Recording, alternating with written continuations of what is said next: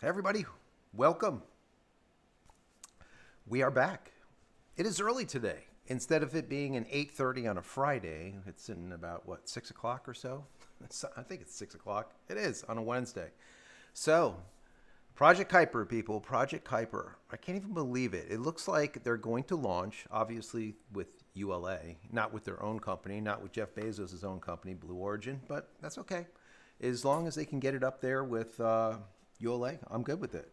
Because even though I'm not a fan, as you guys know, of Bezos over there, I still want to see competition because competition is good, right, guy? Competition is good. So who's here today? We see John. Let's see who else. Moved North Homestead. How are you doing? Kevin is here. Who else? Life and Death's here. Honey Badger, thank you for being here. Dutch Linux. Daniel's here. Who else? Fragile. Speed Racer.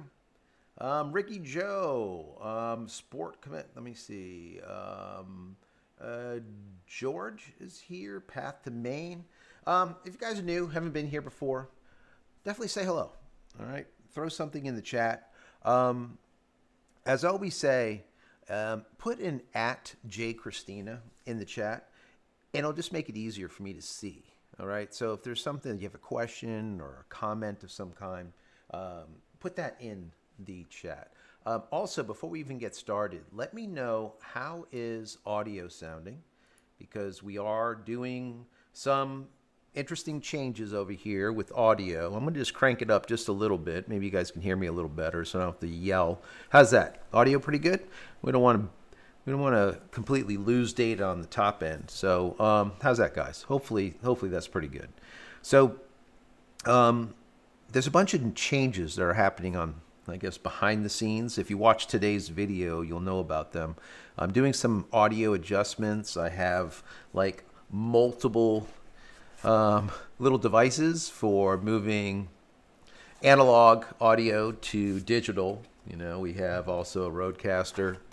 There's a lot of different things. We brought in a whole bunch of equipment, well over $1,000 worth of equipment, and none of it works, people. None of it works.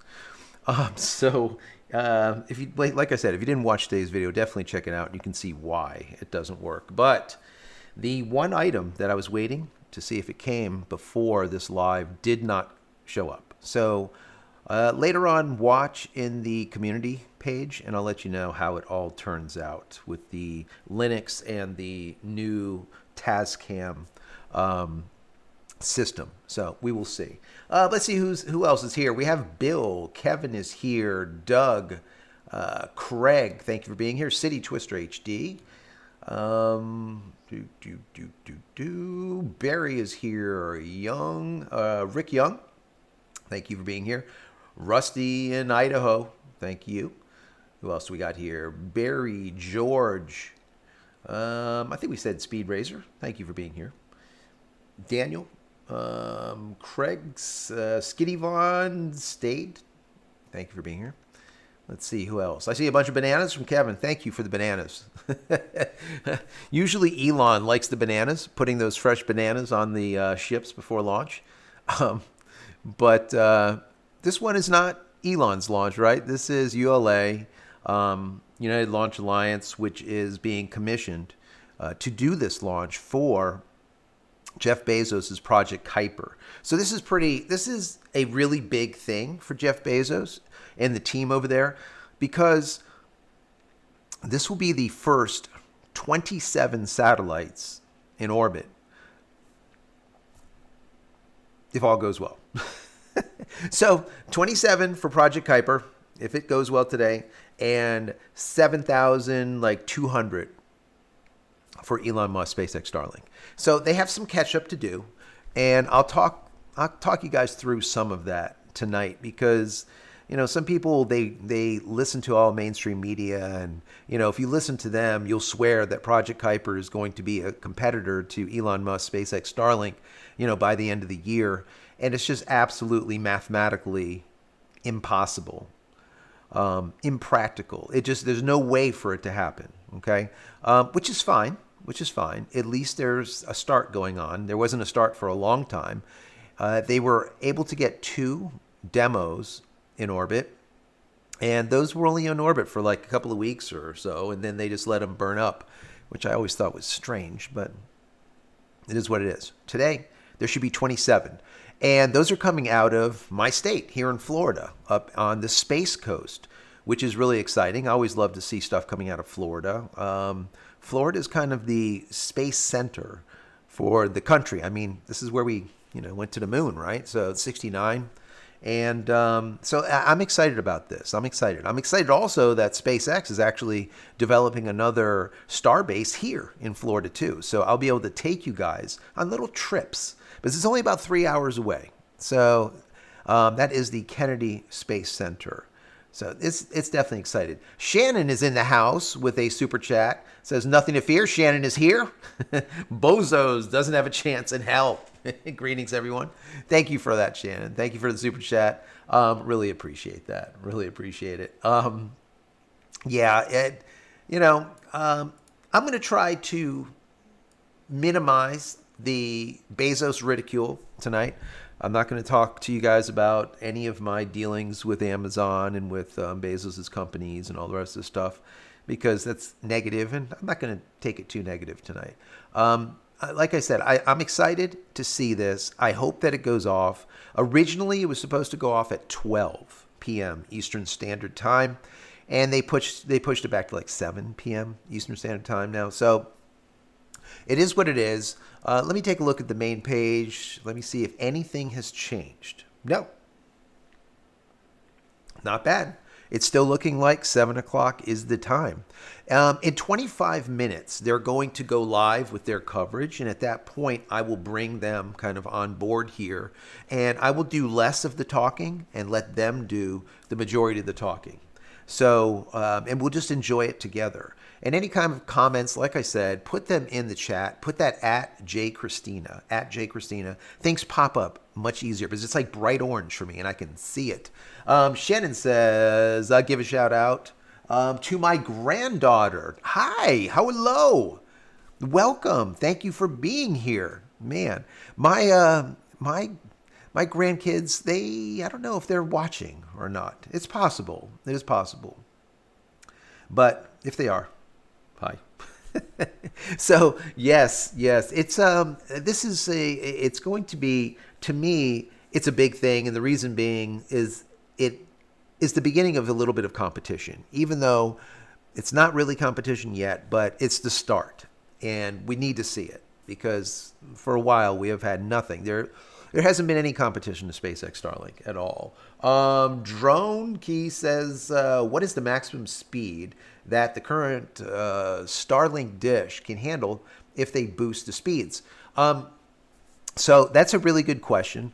And any questions that you have about SpaceX Starlink that has nothing to do with this, it's perfectly fine. That's what this channel is about anyways. It's about space, SpaceX, Starlink, and of course Linux and networking and stuff. So any questions you have, we'll field them. It doesn't matter. No, as far as the speeds go, we're not going to be able to see gigabit with the current terminals that we have. So you will need a terminal that is a little bit, let's call it wider, okay? It'll be able to bring in a little bit more data. The FCC is approving. If they haven't approved already, it's going to be momentarily. More power, Scotty, as always say, right? From Star Trek. More power. And the more power for SpaceX Starlink means it's going to be lower latency and higher speeds. That said, the gigabit, I will bet you will need a different terminal for it. Most likely. And they'll probably start out with commercial grade, okay, business class at first. That will be the gigabit. But bear in mind, too, some people think that they're going to get a symmetrical gig, and that will never happen. You're not going to get symmetrical gig because you're not going to be able to push a gig up from your terminal. They wouldn't allow it. It would be like extremely powerful. And, who knows what kind of microwaves would be emitted from that at that point, right? RF would probably be off the chart. But either which way, if you get a down speed of 1,000 megabits, That's a lot, guys. That is a lot. So, I'm really, really happy to see this. We'll see what ends up going on with this. But, Peter is in the house with 20 months. Look at that. 20-month membership. Thank you, Peter, for being here. Really appreciate everything you do. It says, hi, everyone. Let's see what Bozo can do. Yeah, I always call Jeff Bezos Jeff Bezos because, like I always say, I'm not a fan, but I'm not a fanboy also of Elon Musk. So, if something I see is just not right, I'll call him out on it and I'll say what it is, and that's it. And I try to be unbiased, but I am a fan just the same, just not a fanboy. Pat the Main, thank you for that super chat. That is really much so appreciated. It says, I'd love to make the trip down to Florida to watch a launch. Yes. Man, I'm excited about this. Okay, so we'll see what ends up happening when it comes to the Starbase, because if Starbase, they're saying about a year, maybe it's less. But as soon as that happens, I'm going to have to set something up where I do a trip and maybe you guys come and meet me and we all just have like a damn party. It's at the new Starbase in Florida. I think that would be just so cool to be able to meet all of you guys after so long. So, I don't want to say a year, but they were saying about a year and a half. Some accounts said like 12 months. It really depends on how fast they can get permitting and all of the bureaucratic nonsense, the red tape, cut when it comes to the Space Coast up there at Kennedy Space Center. So we will see. Shannon, thank you so much. Shannon gifted 10 free memberships, guys. 10 free memberships. So, Craig, what's in your head? You also got a free membership. Zorro got a free membership. Brian, Javier, free membership for you. Making it up, free membership. Let me see. A few others. Go through. If you saw that you got a free membership, please say thank you to Shannon for those free memberships. I really appreciate that. That would be awesome. Thank you, Shannon, for all of your support, as always. As always. And just to let you know, Shannon, because of that conversation that we had just, I think it was 2 lives ago or 3 lives ago, I've been working and putting together a lot of projects and bringing in, this is a Rodecaster Duo, tried this, it failed. I brought in an Evo 8, that failed. We've been working with the Focusrite Scarlett, that failed. And now I have a Tascam coming tonight.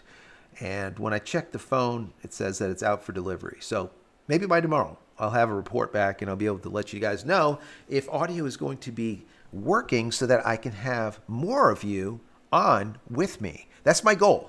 All right. That's my goal. I had a lot of fun with Shannon. And every time we have someone else online and it just makes things just simply fun. I love it. I love it. Dutch says too far away to go there. Oh, that sucks. I hear you. I hear you. Maybe there's some of you guys that are close to Florida and we can meet up. Ricky Joe, thank you for this question here. It says, fun fact, I found out that you get better lines of sight between the Starlink router and extender. It increases the speeds and the pings. Who knew? Yes, with the shed being between it before would call. Yeah, so it just, remember this, Ricky Joe, and like anyone else that's using an extender of any kind, crap in, crap out, okay? If you just remember crap in, crap out, then you'll know how extenders work. So if your main router is very close to your first extender, right? It's going to be good signal in, meaning good signal out. You are going to degrade the signal a little bit when you go through an extender, but once again, if you have a bad signal going into the repeater, into your extender, whatever you want to call it, you're just going to have a worse signal coming out of it. So once again, crap in, crap out, good signal in, good signal out. So yeah. Peter Gosling gifted 10 free memberships, guys. Take a look at that. Look at this. Chad, Little Darker, free membership. Kevin, who else we got here? Ronnie, Steven, Aaron, Tom, Mayday 49. And also, Warren, if you got a free membership from Peter, please say thank you. Please say thank you. Peter, Shannon, all you guys, thank you so much. I appreciate you. I appreciate you guys. The Path to Maine, thank you for that super chat. Really appreciate that. It helps out a lot. What are we at? T minus 11 minutes, people. T minus 11 minutes, according to what we're seeing over there. And the time has been bumped up by 5 minutes. Their start time was at 6:35 Eastern Standard Time. It now is saying 6:30. So that means instead of most likely 7 o'clock launch, it might be a 6:55 launch. It looks like we gained 5 minutes. I like to see that in comparison to going the other direction, right? Let's see. Duxlander said, I commented on your video earlier with the audio fix. Awesome. I'll have to take a look at that. The video that I did today about the audio is going to be very specific. Not everyone's going. It's not going to be a highly viewed video, but I just wanted to do it because everyone knows that views this channel. They know that I converted from Microsoft to Linux. And when I did, I created the series, which is Life After Microsoft Windows, Cutting the Cord. So I've cut the cord. As everyone knows, Windows still sits here. And I haven't put Windows back into the computer, and that's all I've been using as Linux for, it's about like 7 months now or something, 8 months. I don't know. It's a while. All right. It's been a long while. It might even be longer now. And I don't even notice it. It just works. And that's the way an operating system should be. It should just get the hell out of the way and let you just work. It shouldn't be constantly telling you that there's like a new virus for you to protect yourself against, or sending your data through telemetry into the cloud for them to be able to research what you're doing, when you're doing it, who you're doing it to. I mean, it's just absolutely bizarre that people even allow stuff like Copilot/Recall to be on their system so that Microsoft could take a picture of your screen every 3 seconds, 2 to 3 seconds, and then distill all that data down on your system using your CPU and your processing power, and then send it off into the cloud for them to do whatever the hell that is with it. So that was one of the reasons why a lot of people came down this road with me and just got rid of Windows altogether. The other reason is it's end of life. If you have Windows 10, you want to move into, or you don't want to move into Windows 11, well, you're kind of stuck because Windows 10, once again, is dead as of, I think it's October of this year, and that's it. No more patches, no more updates, no more security, nothing. You can pay them for security updates if you want, but that's an extra fee. All right. And chances are most people are not going to do that unless you're a business and you absolutely have to have Windows 10 for whatever reason that is. I don't know. So that was some of the reasons. Let me see. George says, I have a Sling LAN over electric. I've seen those. They actually work pretty good. It says works great. Only Cat 5, 100 meg, but still solid. Yeah. People don't realize that. That's a great point, George, that you can actually send signal through your electrical system. And there is systems for doing that. Bear in mind, though, everyone's electric system is different, whereas some electrical systems are clean and some are dirty. Some electrical power is dirty, some is clean, and the dirty power makes for lower speeds. Clean power makes for much, much higher speeds when you're sending data through your electricity, all right, through your electrical sockets, which is really pretty cool. The only other thing that you have to worry about, and I'm sure George is aware of this, and if you wanted to do it, you need to be aware of it, is each circuit is specific to that connection. So if I, for example, have the house divided into two circuit panels, neither of them will be able to talk to each other, right? Because all the data from one circuit panel will only be going through that area. The same thing with certain breakers where there's only certain areas that are getting that electric. So you need to bear that in mind also and put that feed into an electric socket, let's say, that's going to feed a vast majority of the home or the specific area that you want that signal to go to. So, but that's really cool, George. Thanks for that. I forgot all about that. But a lot of people do still use electric or Ethernet over electric, I guess you would say, right? Ricky Joe, are they launching from the Cape? They are. So this ULA launch that we're going to see here momentarily, I guess, we're at about 7 minutes away for them to go live with their coverage, will be out of the Cape, out of Cape Canaveral, 3 hours up the road. Now, instead of them launching south or southeast, they're actually launching almost due east, a little bit, I would say east, northeast. Okay, that's their projected launch. So I'm not going to be able to see it from where I am because I'm 3 hours south. Now, if they were to launch in this direction, more on a southerly path, like for example, SpaceX Starlink does, well, SpaceX, when the Starship, for example, goes up, I mean, it's literally going right over the Keys, over Key West, pretty much. So we can actually see it. When they burn up, as they have a couple of times, you can actually see it off the coast. So it's really kind of cool. Let me see. Once again, if you have a question, put in at JCristina. I'm going to be watching the questions even once they start talking. But I'll probably type to you and then maybe interject when they're not talking because I want them to be able to have the floor once this launch cycle begins. And they tell you guys what they want to tell you. Let's see. Bounce, Bill, bounce. Michael says, yes. Billy the Kid. I'm not a fan of Billy the Kid. Not a fan at all. Let's see. Project Casper finally gets off the ground. It's true. It's been kind of spooky, Project Casper, Project Kuiper. It's, it hasn't happened. I think this is going to go off. And the reason being is it's not a Bezos project. It's a ULA project, right? It's a ULA launch. It'll go off. If this was a Blue Origin launch, it would not go off. Chances are. They just continuously have some type of problem going on over there. I don't even know.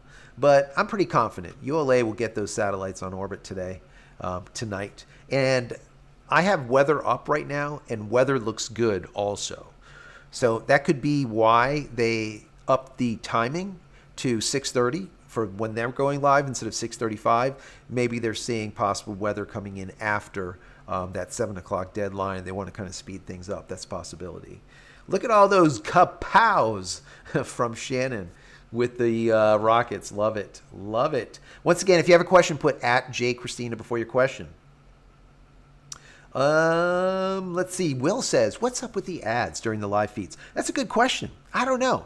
I put the ads down to the absolute lowest that we can at the lowest level possible. And for some reason, they still push the ads through, and we don't really have control over not even the type of ads that are being showed, which kind of sucks because some content creators do not like a specific something, but they still have to have ads from that specific something, which isn't really cool, but that's just simply the way YouTube works. We kind of have to play in the big pond as little fish that we are, right? And hope not to get eaten, basically.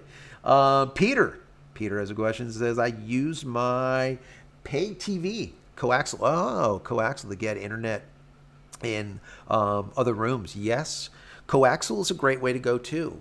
People don't realize coax cable is thick as hell. You could push a gig through coaxial cable all day long. If you guys are old,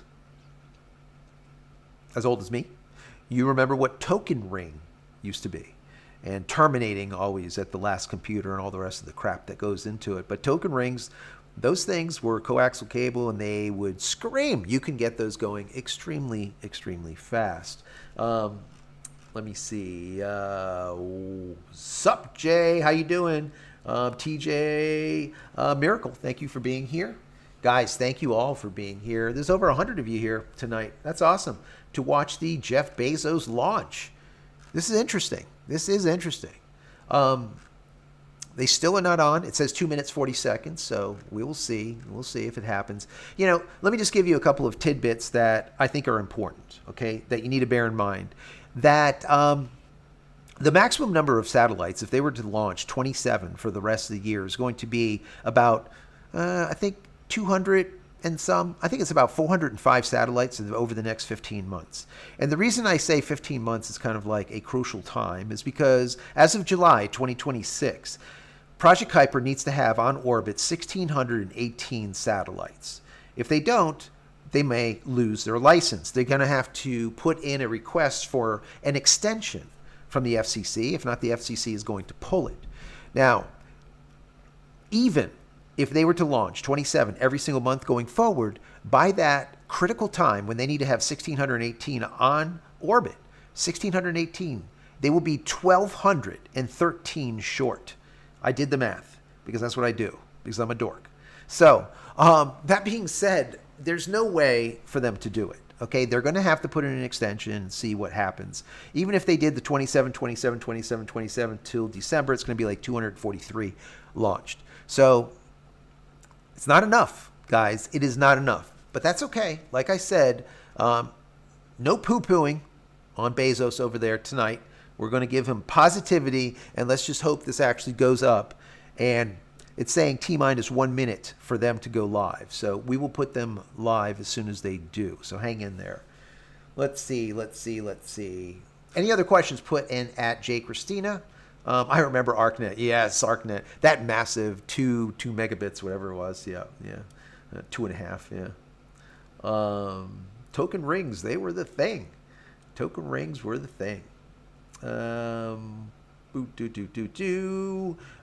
Here's a question from Outdoors. Says variable ND filters with fixed for outdoor events photography. Is it better to just use Lightroom? No. Whenever you take any type of photography, the reason why he's asking, I'm a professional photographer for the last 25 plus years, 30 years, and no, get it right in camera. Don't get it right in Photoshop. Don't get it right in Lightroom. Okay. Very important. Use your ND filters. Use every trick that you have to get it right before you bring it into the computer. Sorry, guys. My throat's going out here. Let's see. Holy shit! TJ Miracle with a massive kaboom.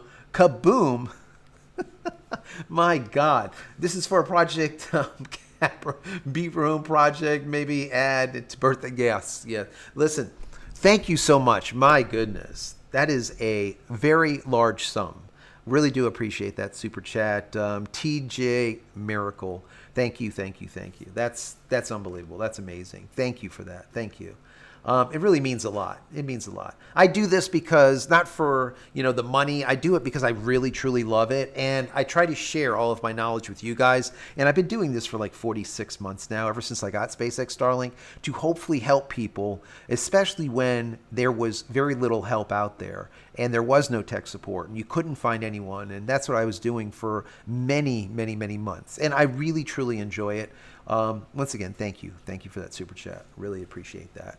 Let's see. Now, according to this, it says waiting for them. It's saying it should be live right now. We're going to wait for them to come on, and I will switch over as soon as they do. I will keep refreshing. It says waiting for United Launch Alliance. So maybe they're behind a little bit.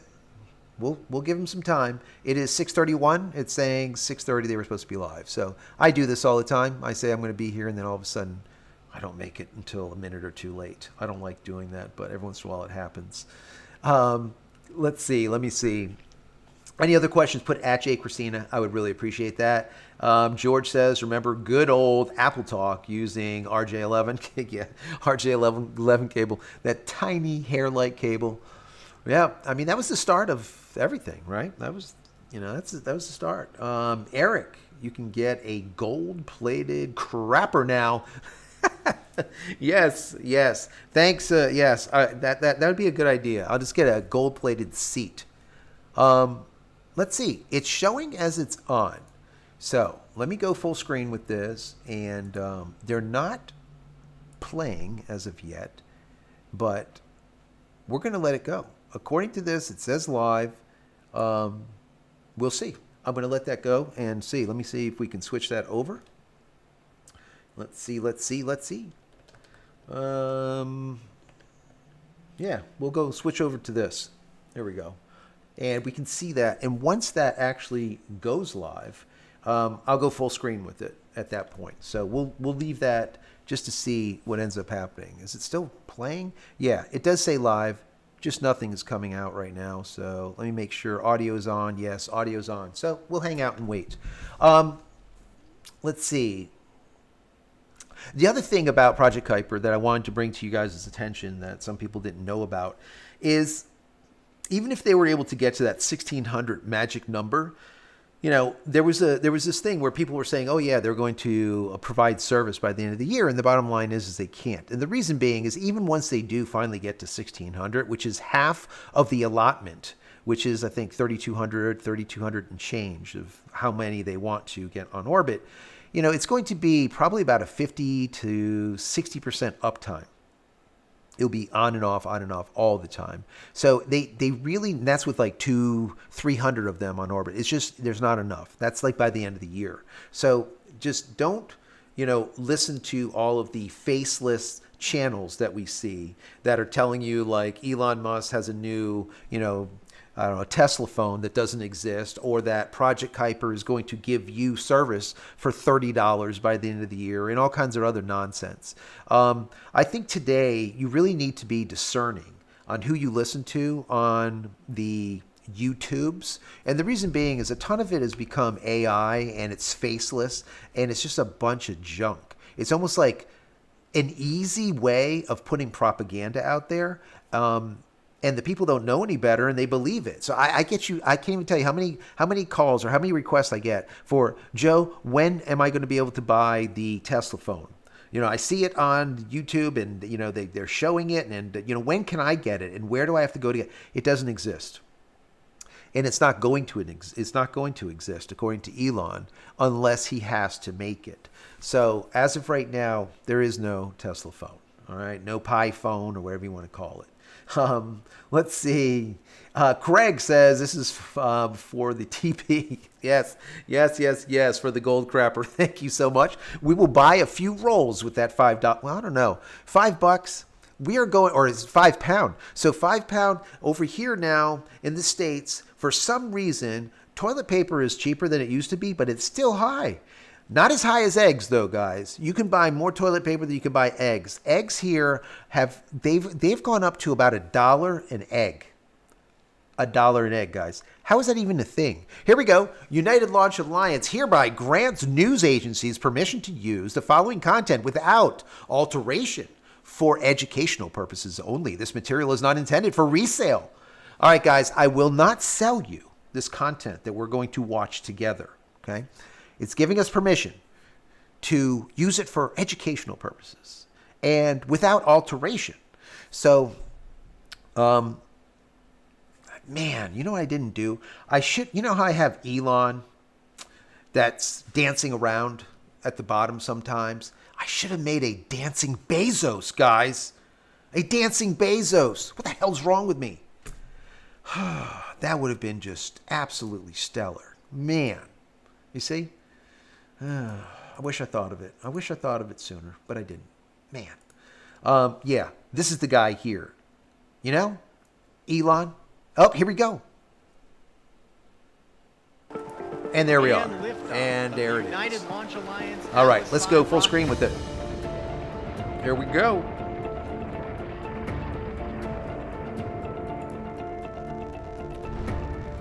Go Atlas. Move set bar. Go Kuiper. All that music, definitely demonetized. Good evening, and welcome to live coverage of ULA's Atlas V launch of Amazon's inaugural Project Kuiper mission. I'm Caleb Weiss, a systems engineer at ULA, and I'm joined by Britt Porcelli, a propulsion engineer. Great to be with you tonight, Britt. Thanks, Caleb. What an awesome day to be here at. We're joining you live from ULA's Advanced Spaceflights Operations Center here at Cape Canaveral Space Force Station in Florida. Liftoff is scheduled for 7 p.m. Eastern at the opening of today's 2-hour launch window. Launch windows vary by mission and are determined by the payload's destination. Today's mission is going to low Earth orbit, or LEO as we refer to it, and has multiple orbit insertion opportunities. So for today's flight, if the rocket and the payload are ready, and if weather permits, we'll have a liftoff of Atlas at 7 p.m. And Britt, that's great to hear that we have a 2-hour window. You and I have both been on console a lot. Sometimes we have missions with really short windows or even instantaneous. So to know that we have a couple extra hours to work through any issues, if there are any, is a great place to be with this our launch window tonight. So we'll be covering today's mission through the start of the second stage first engine burn. For additional real-time mission coverage, follow along with our live blog at ulalaunch.com. And if you enjoy watching our live broadcasts, which who doesn't like watching rocket launches, don't forget to subscribe to our YouTube channel for access to future missions, launch highlights, and behind-the-scenes rocket content. At this time, the team is working towards a 7 p.m. liftoff. However, the weather remains a challenge. So let's jump over to Brian Sizek for a weather update. That's why they increased they lowered, they brought that time a down. lot to talk about from a weather perspective tonight here on the Space Coast of Florida. So here's what we're dealing with right now. Here's a live look at satellite with radar data overlaid on top of it. Notice there are these showers that are off the coast. This is thanks to this area of low pressure that's spitting off the Atlantic coast. And notice this convergent band of showers that's kind of setting up and moving right over us. Now, the good news is that this band has pushed a little bit further to the east than the last few hours, but we are currently violating the cumulus cloud rule. So that is because there are some of these showers that are embedded within this band right here that when they get tall enough, there is actually a standoff distance. So it doesn't have to be raining directly at the pad, and that's because they could be electrified, and that's one of our lightning launch commit criteria to prevent natural and rocket triggered lightning strikes. So again, we are no-go for the cumulus cloud rule. But the other issue that we're monitoring as well, in addition to the showers and the cumulus cloud rule, is the wind situation. So that low is bringing in some pretty strong winds coming from the north along the coast here, and you can see these red numbers here. So this is gusts in miles per hour. So currently we're seeing gusts near the pad here in the low 30s miles per hour. So we're monitoring that situation. It has come down a little bit in the last couple of hours, but still elevated right now. So we're getting the showers and the associated strong winds associated with this low that is sitting off the coast. So we're going to need the showers to push a little bit farther to the east, and we're also going to need these winds to come down as the evening progresses. So some of the model guidance is indicating that the winds are going to come down a little bit, so that's what the launch weather team is going to be monitoring. Currently, our probability of violation is 80% at the opening of the window and trending down to 60% as we go towards the ends of that 2-hour launch window. So not saying that there isn't any hope, and if there is a window of favorable weather, the launch weather team is going to find it. Guys, back to you. All right, thank you, Brian. They certainly will find it if we can tonight. So this means that as the launch team and the launch clock are getting closer to liftoff, the clock will have time to allow the team to resolve any issues that may occur in the hours leading up to launch. If you're familiar with launch counts, then you might already know that the L minus time refers to the actual time remaining until launch. And then you'll see the T minus time refers to the time presented on the countdown clock that reflects the hold and is paused for an exact amount of time until this hold is released. It gives our team time to work any issues. Exactly. By building in this time, we give ourselves a higher probability of an on-time liftoff. And today's countdown, which can be seen in the top left corner of your screen, uses the T minus time. The final hold prior to launch is planned at T minus 4 minutes. There you go. There's your hold. LC switch not ready. LD, LC.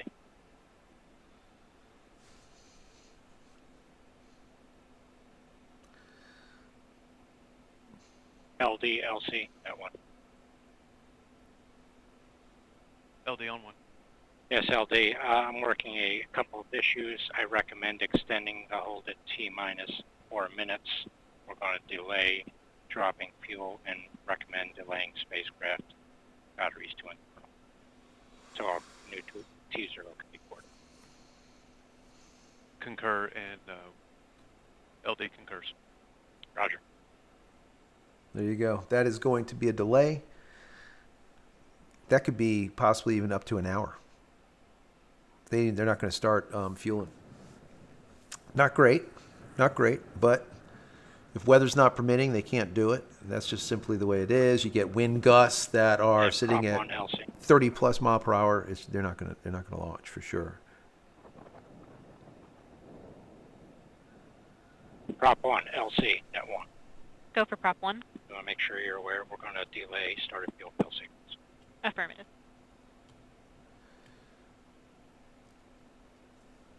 It's interesting. That looks like it's fueled. That looks like it's either fueling or fueled. So I don't get it. Maybe I'm missing something. Maybe I didn't hear something right.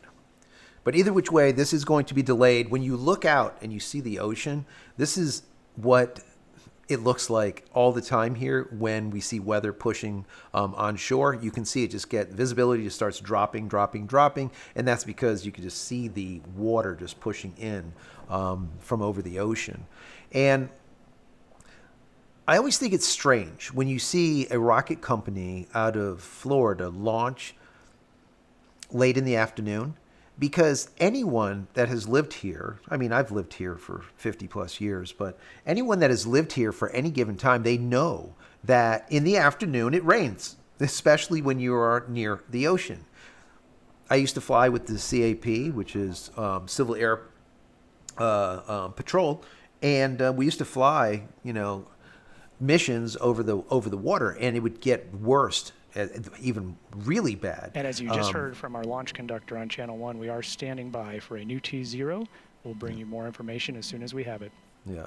So you would get extreme weather it's usually right on the edge right on the, I guess on the beach almost. And you get this really horrible updraft, this lift that's just crazy. And we used to fly the Cessnas doing drug runs to see, let's say, anyone that's like moving things that shouldn't be moved right now we're taking a onto the live coast. look at the Atlas V rocket on the launch pad. As the countdown continues, our team is taking the final steps in preparation for liftoff. The first stage, also known as the rocket's booster stage, is a large tank on the bottom that is actually two tanks, one filled with the RP-1 fuel and the other with the liquid oxygen. And the liquid oxygen is the super cold cryogenic propellant that turns the tank's exterior from bronze to that frosty white. And of course, with the rocket engine, we have the fuel and the oxidizer pumped super fast down in the engine. They mix in the combustion chamber, they're pushed out of the nozzle at super high speeds, and that's what gives the rocket its thrust. That was perfect. That was a 30-second overview of rocket science right there. There you go. Atlas is also equipped with the Centaur upper stage, which drives the payload during the second phase of flight to its final orbital destination in space. The payload fairing, or PLF as we refer to it, completes the rocket and provides this aerodynamic shape necessary for the climb to space.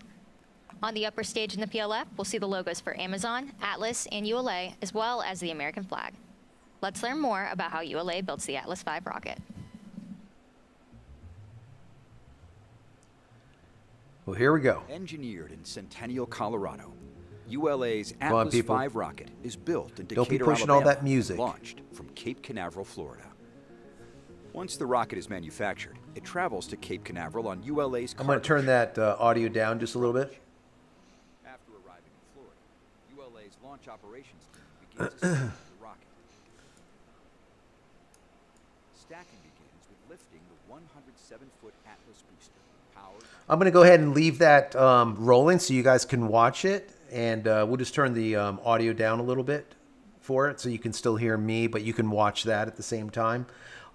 If you guys have any questions, once again, put that at JCristina so I can see them pop up. This is going to be a delay no matter what. I'm going to say it could even be possibly an hour. What I was saying earlier is I was really surprised that they didn't either push it so it was even sooner, because remember, the launch was originally set for noon. That would have been a perfect launch time because weather was permitting. There was no weather problems. Once again, in Florida, by the time you get end of day, weather becomes an issue all the time. You get the cooling, the cool from the water, the heating, and you end up with this horrible cycle, and you end up with these storms that push in over the ocean onto the coast. So it's a very bad move, and I just think it's strange when they do it. But here you go. This is what ends up happening. But either which way, hopefully they launch sooner than later, because most likely as time goes by, it'll get worse and worse, the weather. It usually doesn't get better, but I don't know. We'll see. By that image that we saw just moments ago, it looked like you can see that mist over the water where it gets very hard to see, let's say. Your visibility goes from a half a mile or a mile, 2 miles, 5 miles, to like a real reduced half a mile or even less, quarter of a mile. To prepare for offering internet connectivity from space. Let's see what they have to say here. It all starts with a countdown. But a countdown to what exactly? 6 years ago, we took on a journey to build the most advanced and the most modern communication system in the world. There are almost 3 billion people that don't have high-speed connectivity. Imagine if they had the That's a lot of ability to people. be connected just like you and I do, what they could do, what contributions they could make. This mission is ambitious for a truly worthy cause. It's going to impact communities that cannot be reached with fiber traditional communications. The solution really has to be from space. You can think of Project Kuiper as a three-part system: the satellite constellation, the customer terminal, and just as critically, the ground network and software that ultimately deliver connectivity. We have set out to design the most advanced satellite network ever built, and we have created the whole thing in-house at Amazon. You need just about every technology area to contribute to build the satellite: the propulsion system, the solar arrays, the silicon, the phaser antennas, the optical inter-satellite links. The team has to be innovative, agile, resilient as we're moving very, very fast. Building, testing, developing in-house has been an extraordinary ingredient. When we first proposed Project Kuiper internally, one of the first questions was, can you produce an affordable customer terminal? We knew that was going to be the linchpin of our system. The big breakthrough for us was combining transmit and receive antennas into a single aperture. No one had ever done this in the Ka-band. That let us pack a ton of performance into a really compact, really low-cost design. We're going to build tens of millions of these antennas, and we are well on our way. The design is done. We're now in the factory manufacturing it. We talk about the satellites and constellation, but Kuiper is a satellite constellation being operated as a network across hundreds of ground gateway terminals. Our ground network is spread out all over the world, and each site connects back to AWS. We already have a bunch of these sites installed everywhere from Australia to Germany, and more of them are coming online every month. There's a big difference between launching 2 satellites and launching 3,000 satellites. The past couple of years, my team has really been focused on how to achieve scale. Our own dedicated payload processing facility gives us the ability to control our own destiny. We've got the capacity to integrate up to 5 satellites per day and launch 3 simultaneous campaigns. Heavy lift rockets have higher performance, so we can take more satellites to orbit on any given launch. All of our heavy lift launch partners have had a successful first flight, so that's been a pretty exciting thing for us to see because we made those investments years in advance. All of the pieces have come together to support that first launch, and the next one, and the one after that. It might not all go perfectly, but we have an incredible commitment to this project and an incredible team committed to its mission. All roads lead here, a countdown to launch. And with more than 80 missions planned, we're just getting started. 100%, just getting started. 80 missions, 80 contracts so far. One of the questions just came through. It's a good question. Spartan says, has there been a test flight or, with practice payload before? Are they risking the satellites? Well, ULA did put 2 test prototypes in orbit. That was the end of last year. I think it was like October, somewhere around there. So they've done it before, so they should be able to do it again. If all goes well and this thing launches, I'm pretty confident they'll be able to put those 27 into orbit. New T0. She said that they're waiting for new T0 due to weather. And yes, weather does not look good, but we'll see. We'll see what ends up happening here. Will says, what program do you use for live streaming? We're currently using OBS. So OBS Studio is what we're using, which does a pretty good job. Does a pretty good job. We're using Stream Decks, OBS for our connection. We are using a Raspberry Pi as a modem and a connection for 3 different ISPs for 3 different services. So we shouldn't be able to, let's say we shouldn't go down unless all 3 went down, which is highly doubtful. So we should be up without a problem. So that's pretty much the setup. There is some new hardware coming. We brought in a Rodecaster, the Duo. We also brought in an Evo 8. We got a Foresight Scarlett in front of me also. A lot of this stuff is going to end up being returned because it doesn't work very well. It doesn't play well with Linux. Today's video, I spoke about that. So if you want to see more about that, definitely watch today's video. I get into it a little bit deeper. There's some cursing that I have to bleep out, but yeah, I talk about it. If you have a question, put in @JCristina before your question, @JCristina, and I'll see if we can get to it. I see something popped up here. Low Spec Linux Gaming says interfacing Linux. To check out that channel. It's let's see, Venstone. We'll definitely check it out. I've always said with everything that we do, it doesn't matter if it's Starlink, if it's networking, if it's broadcasting that I've been doing for probably about 20 plus years. There's always a new way of doing things. There's always something new. I started out doing podcasting when no one knew what podcasting was, about 18 or so years ago or so, 15, a long time ago, with Trevor Current. Was a partner of mine, and we used to travel the U.S., and we would go to Lake Photo Plus Expo. We would go to, all the different shows, basically, from LCRC, California. that one. Yeah, from Vegas all the way up to We've coordinated the new T023:40 with the range, and it's been approved. Roger. New T0, awaiting new T0 due to weather. So when is the new T0?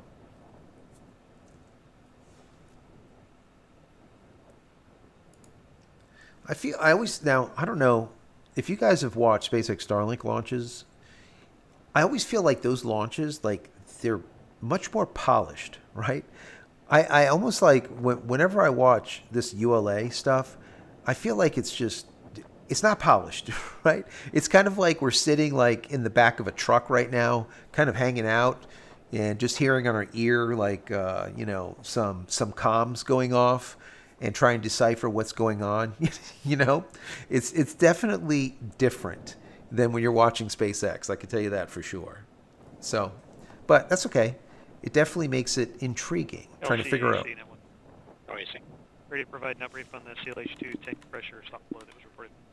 Roger. LD net 1. LD. Proceed, AC. Yeah, LC. So the team noticed an increase in tank pressure in the CLH2 tank. That was simultaneous with the SRV cycle test going on. The pressure got a little higher than we intended it to, but the Flumon test took the appropriate action to bring the tank back down. We have no concerns for vehicle health or proceeding with today's operation. We'll document on NDR to address corrective action in the future and recommend proceeding. LC concurs. LD. LD concurs. Interesting. LC PNE2. Go PNE2. LH2 conditioning complete. Roger. Yeah, so like I said, it feels like you're literally on chat, right? You're on the comms with them, with very little guidance of what's going on. I mean, it's obviously evident what's going on. So they ended up having a tank pressure raised too high, and they ended up having to let it go. Release some of the pressure. Not a big deal. That happens, all the time. That is not something to worry about at all. But with this picture, when we look at it, you can see how visibility is only a mile or two or whatever. You can see that fogginess, and it's here 6:45 or so. We just received a new T0 of 7:40 p.m. Eastern Time. Our hold is extended due to weather, so let's get an update from Brian Sizik. Remember I said an hour? Thanks, guys. Yes, and currently we are no-go for the cumulus cloud rule, and we're also monitoring the winds at the ground level as well. So here's why we're no-go for the cumulus cloud rule. Notice these showers that are off the coast here. Now, they're not directly over the launch pad, which is about right here, but because they're fairly tall, they could hold a charge. And actually, if they get to a certain level, the minus 20 Celsius level, it's a 10 nautical mile standoff from the launch pad and the flight path. So that's likely what we're dealing with here. These are pretty tall showers. So the launch weather team is monitoring this. We're watching the motion here. So notice that they are pushing to the south and maybe a little bit to the east. So if we could get these to push a little bit farther to the east and get outside of that 10 nautical mile range, we could potentially clear that cumulus cloud rule. Now, we're also watching some more showers that are developing farther to the north. Now, again, they look like they're trying to push a little bit farther to the east, but again, the team will be monitoring these other showers that are starting to come in from the north. And then if we switch to winds, this is the other weather factor that we're monitoring here tonight. So notice the red numbers here. So that is the gusts right along these our weather towers here at the Cape and KSC. We're monitoring the wind. So notice that the gusts are in the low to mid 30s. We're seeing some peaks miles per hour. So again, we're going to need some of those gusts to come down in addition to the showers pushing a little bit farther away from the launch pad. So those are the two factors. It does look like it is improving marginally as we go towards the end of the window. So again, the POV currently 80% at the opening of the window, but as we push later, it does look like it improves a little bit. So that's what the team's going to be watching. Again, as I mentioned, if we can find a gap in the weather and if we can find some good conditions, the launch weather team will give that go call. So guys, back to you.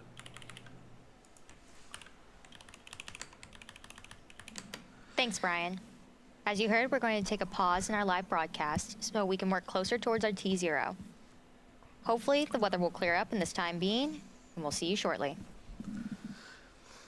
And there it is.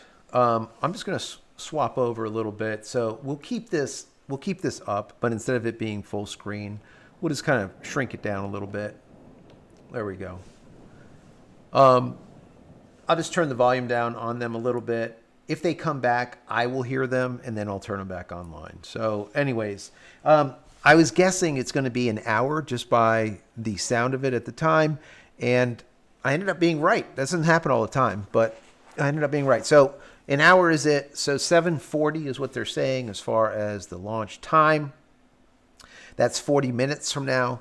So if anyone wants to take a break and go get a coffee, go do that.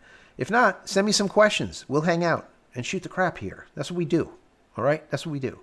I love all the bozos on here. This is great. Shannon is the the one throwing all those bozos in there. I like it. I like it a lot. Definitely. We love Jeff Bezos. We love it. Let me see. Dutch Linux says, do you think the rocket looks kind of like a tampon? Well, I guess. I mean, it could. Peter says, what a joke from the Bozo team. Yeah, I definitely think it's very strange. The ULA, the team, how they announce the stuff. Remember, the way I look at it is like, these are companies that get billions and billions and billions of dollars, right? They should be able to, let's say, do a better job. I don't know how else to be like nice about it. Anyways, as Shannon would have a shirt made for me, I digress. Let's see. Spartan says, well, SpaceX has way more experience in this. Yes, they do, for sure. Lots more. Peter says they're probably running the live stream on Starlink. They could. They definitely could. It's definitely a possibility. I wouldn't doubt it.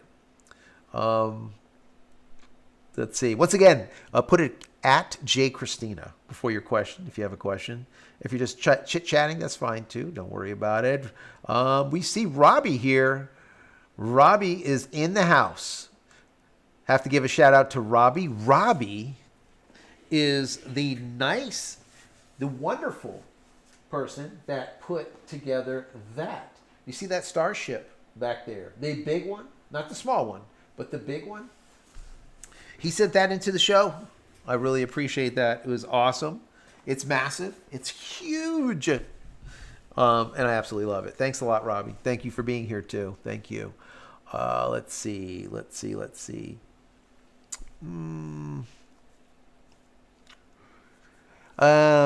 spec.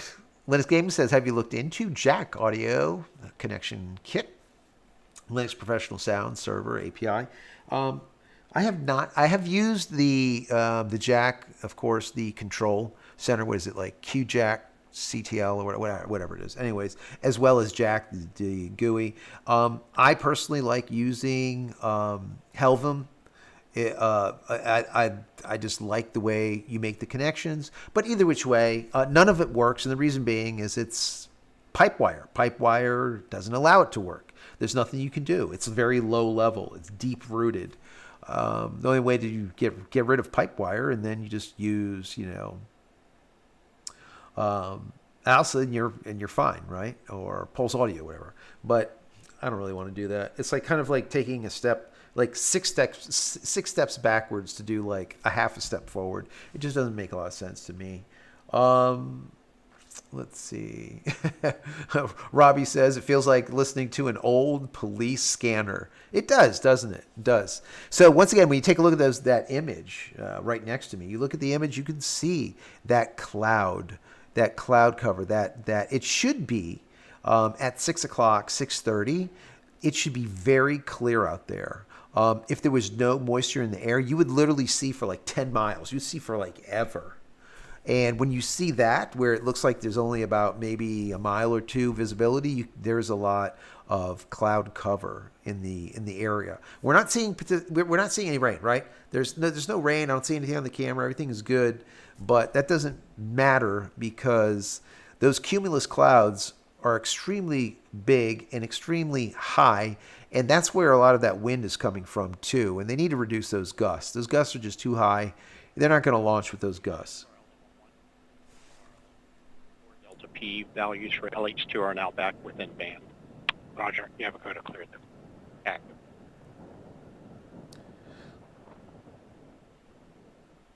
Yeah, I believe that was most likely speaking on the pressures. Could be. I kind of heard half of it. Once again, I had to turn the volume up so I started hearing them talk. Let's see. How does this rocket compare to a Falcon 9? That's from Tina. Very, very similar. I mean, they do the same thing. The fairing in the top is actually larger. The satellites are about the same, maybe a little bit smaller. That's why we can only fit in a Falcon 9 about 23, 24 satellites. They're able to push in there about 27, I think they're doing tonight. But it's just a different setup.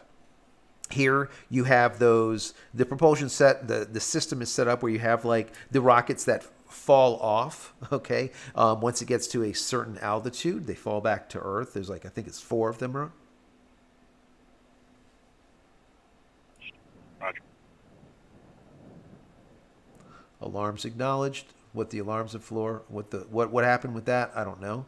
And that's why we're always getting like half stories, because once again, it sounds like you're listening to a CB. But anyway, so what ends up happening is those fall off, and then the rocket continues, it separates, and then it has one additional engine in there that kind of pushes that fairing, which has the load in it, higher to the appropriate altitude.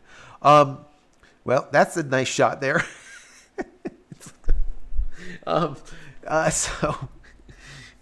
Anyways, whereas with the Falcon 9, right, it's fully reusable.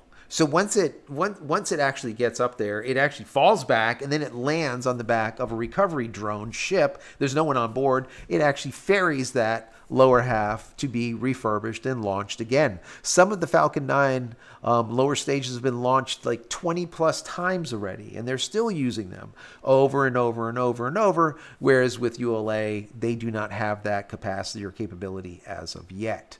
So That's something that I'm sure they're working on. I know the Chinese have been working on it for quite some time. They keep blowing shit up, but, that's what goes on over there.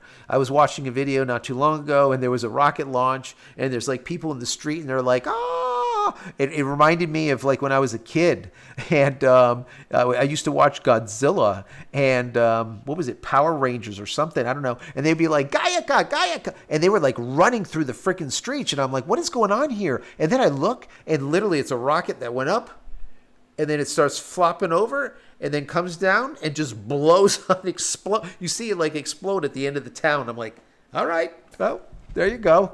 I don't think there was, any FAA call out saying, hey, that rocket didn't go off right. We're going to have to not allow you to launch anymore until we get to the bottom of this. I think in China, they're like, yeah, it blew up. Let's go ahead and launch another one. Did anyone get killed? No? All right, that's good. Launch another one.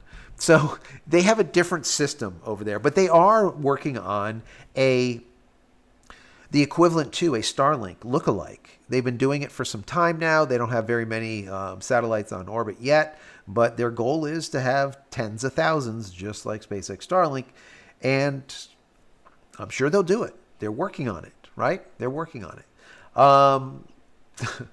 Let me see here. Moving on. Moving North Homestead, it says, 2 old people ordering first-time Starlink. Interesting. To mount on a pole in the yard, I need a standard kit. And what? Trying to get things we need for tomorrow morning. So, actually, this is for Move North Homestead. You don't really need much of anything besides what comes in your kit. In the kit, you're going to have a stand. It's like a little kickstand. You can literally throw the thing on the floor if you wanted to. It comes with a cable that goes from your Starlink dish to your router. And then you have another cable that goes from the router into the wall. And that is pretty much about it. And it just simply works. If you want to go and you start mounting things onto a pole, you can do that. There's a lot of different things you can do. So, but as far as the system goes itself, there's not much to it. And that's the beauty of SpaceX Starlink. Just about anyone can set it up. And it doesn't take very long either. If you're just going to throw it on the floor to test it, you can literally be up and running in 15 minutes and have high-speed internet and Wi-Fi at that location. So I'm not sure if you're using a Generation 2, a Generation 3, Generation 4, or if you're using a Mini or whatever you're using. They're a little bit different, each one of them. But if you're using a Mini, for example, you don't even need power. You can go with a Jackery or a EcoFlow or any other type of solar generator or battery backup to actually power it. So you don't even need power in the middle of the yard. You just throw it down, you throw in your jack, plug it in with a little barrel connector because it goes DC to DC. You don't even need AC. You don't need an inverter, which is even better. Really crazy. So that's the Mini. It just depends on what you're using. Chances are you're probably if you got a brand new one, you probably have a Generation 3 router coming with a Generation 4 dish. And you're going to be very happy with it. So congratulations. You are now, I guess, in the 21st century. So, and that's thanks to SpaceX Starlink. That's what ended up happening to us. And we were just ecstatic, absolutely ecstatic. Doug says, I disagree. Hell of them. Is okay, but QPW Graph is better. I did use QPW Graph too. I do like QPW Graph. It works really well, but it works flawlessly. They work perfectly. And if you watch my video, then you know that I was able to do all kinds of crazy configurations. Literally having Firefox running on a left speaker. And have like Chromium in another video running on the right. So, 60 Centaur LH2 is at 99.8% at 2310 Zulu. All right, that's full, basically what that means.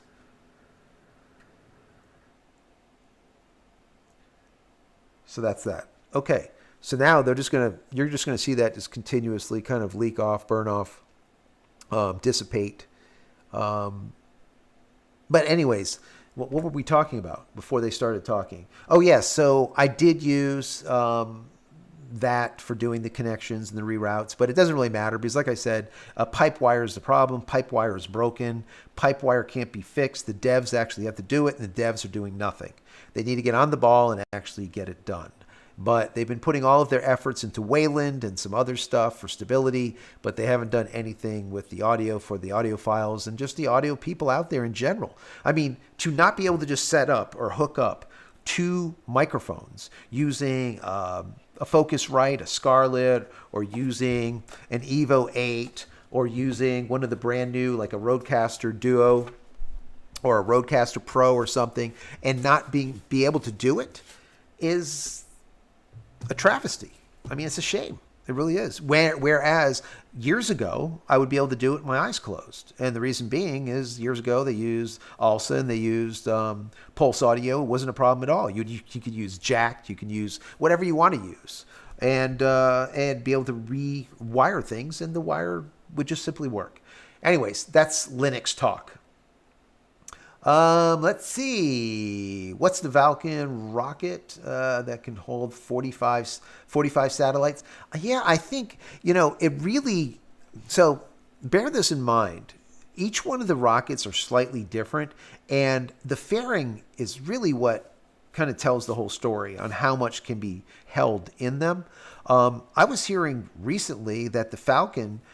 they were going to actually put a larger fairing on there to be able to house more satellites, because they've been sending a lot of the DTC satellites into orbit. I've done a lot of videos on that, which is the direct to cell, where you can just use your phone and connect to a cell, I guess a cell tower on orbit, a cell tower in space, using an E-Node B as a modem in space, which is the equivalent to a cell tower that you would get down the street. So supposedly those fairings are going to be larger. So it really depends on what they're using for this fairing. This size, right now they have 27. I don't know how many they can actually put in there. And I'm not sure about with the Falcon rocket. I don't know how many they can launch. But it would be nice if they can launch a lot. And it really depends on the size of them, number one. And number two, how they end up packaging them. Because there's ways, remember, they come out extremely thin. A perfect example is with the new system that the Starship has. They come out like a Pez dispenser, and it launches them out like this. They're all flat. They're literally like less than a foot thickness, and they just launch out like this, like a Pez. So I don't know exactly how ULA does theirs in here, but there's always room for improvement when it comes to adding more, let's say, to the mix. Once again, if you have a question, put a Q, or at JCristina. Don't put a Q. Q, sometimes I don't see, but at JCristina, I'll see it. Let's see.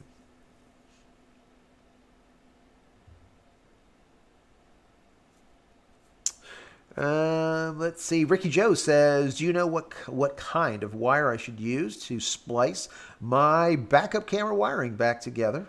It stopped working. It broke in 3. Honestly, I don't know. Normally, whenever I try splicing wire together, it doesn't matter what wire it is, I try to use the same wire that they use. So when I say same wire, I mean same gauge. And, is it solid or is it not? And you want to use the same type of wire and try to get the same gauge. If it's, thicker wire, use thicker wire, thinner. If something looks like it's about 18 gauge, use 18 gauge. If it's 22 gauge, use 22 gauge. 100 Centaur LH2 has been above 99.8% for 5 minutes. Roger. That ain't good. PNA2, LC. Go ahead, Pete. Go ahead, LC. Perform Centaur LH2 SUV cycle test. Roger.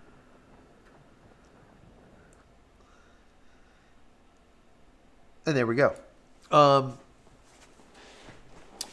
Let me see. Moving up, let me get into some more of these questions. I don't want to fall behind too far. Let's see. Moving down. Here we go. Kevin says, what distance are these satellites going to be placed in LEO? Is it the same distance as SpaceX Starlink satellites? That's a really good question. So SpaceX Starlink satellites are sitting at about 530 to 550 kilometers in space. That's where they sit.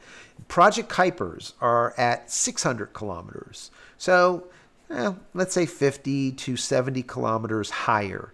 Is that going to affect latency? Is that going to affect speed in any way? No, they're close enough. Where you start getting a degrading of speed, degrading of latency is when we see MEO or even GEO satellites. When we see satellites like HughesNet or Viasat, they're sitting in GEO at like 36,000 kilometers. You're talking just so far that your latency is close to a second. Like 1,000 milliseconds, 800 milliseconds. It's horrid. And they used to charge people so much money. And that's why I said, as soon as SpaceX Starlink came out, I told all you guys, I said, HughesNet will be out of business.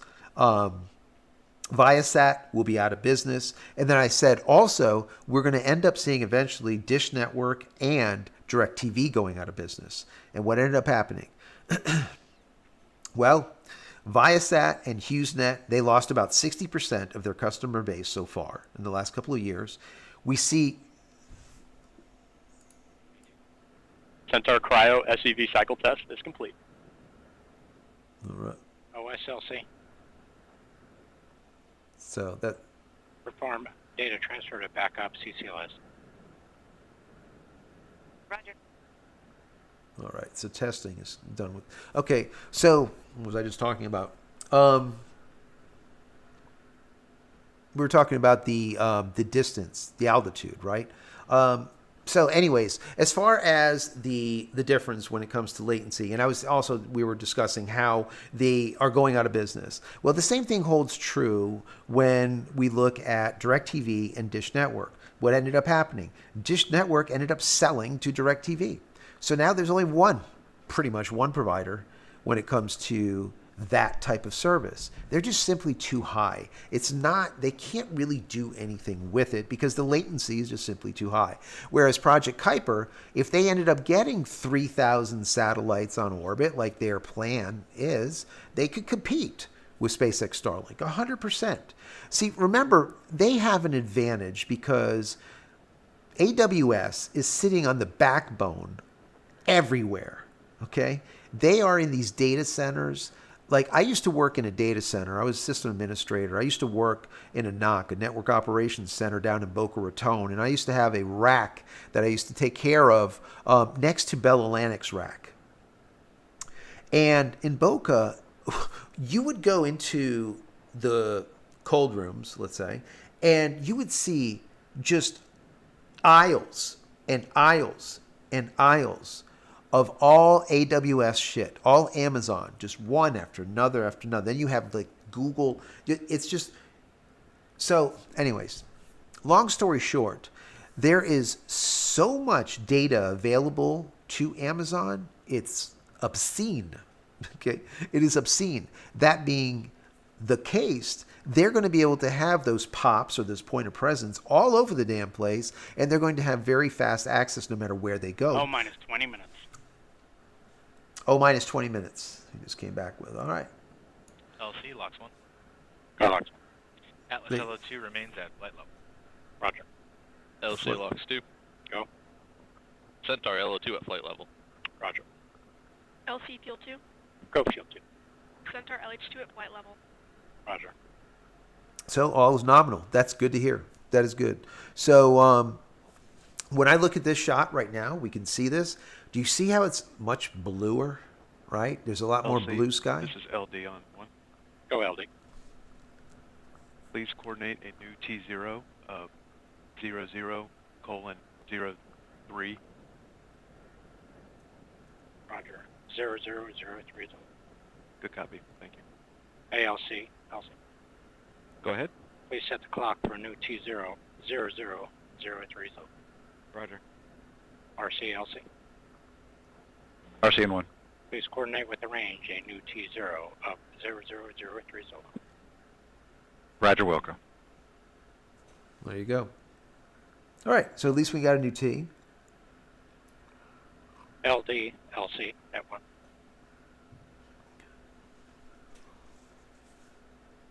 LD. Yeah, LD, our launch vehicle issues are resolved. We are just currently red on winds at this time. Thank you, LC. Pressures are nominal. Pressures are good.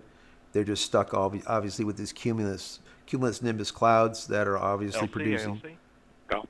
Countdown clock has been set for a new T0 of 03000. Roger. So 3 minute. All right, for the team, for our new T0, L count is L minus 41 minutes. Did he just say 41 minutes? And SCI LC, channel 1.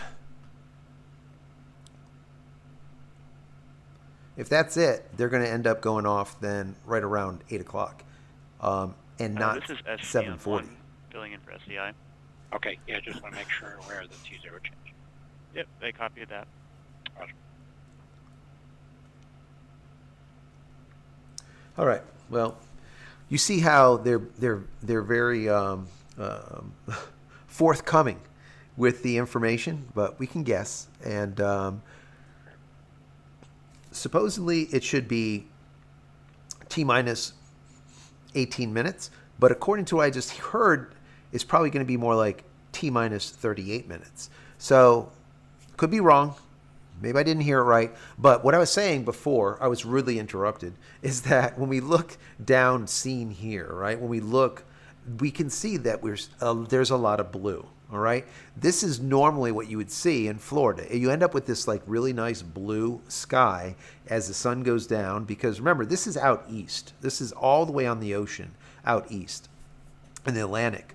So, and that's why everything coming in here from this side, from the, let's say, left side of your screen, that would be the west. So everything over here is looking good towards the north, but you can see over the ocean, there's still a lot of those dark clouds. And as you just heard, we do have a new T0 of 8:03 p.m. Eastern Time. We will remain in a hold due to weather and resume the show as soon as possible when we are closer to launch.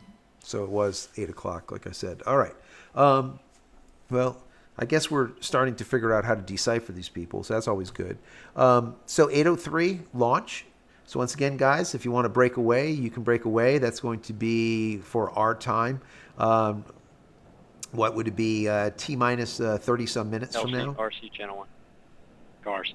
The range has approved our new T0 of 00:03 Zulu. Roger. Okay. All right. So that T minus, they're going to change that. It still says T minus 4, but whatever. That's just still the whole time. They'll change that eventually.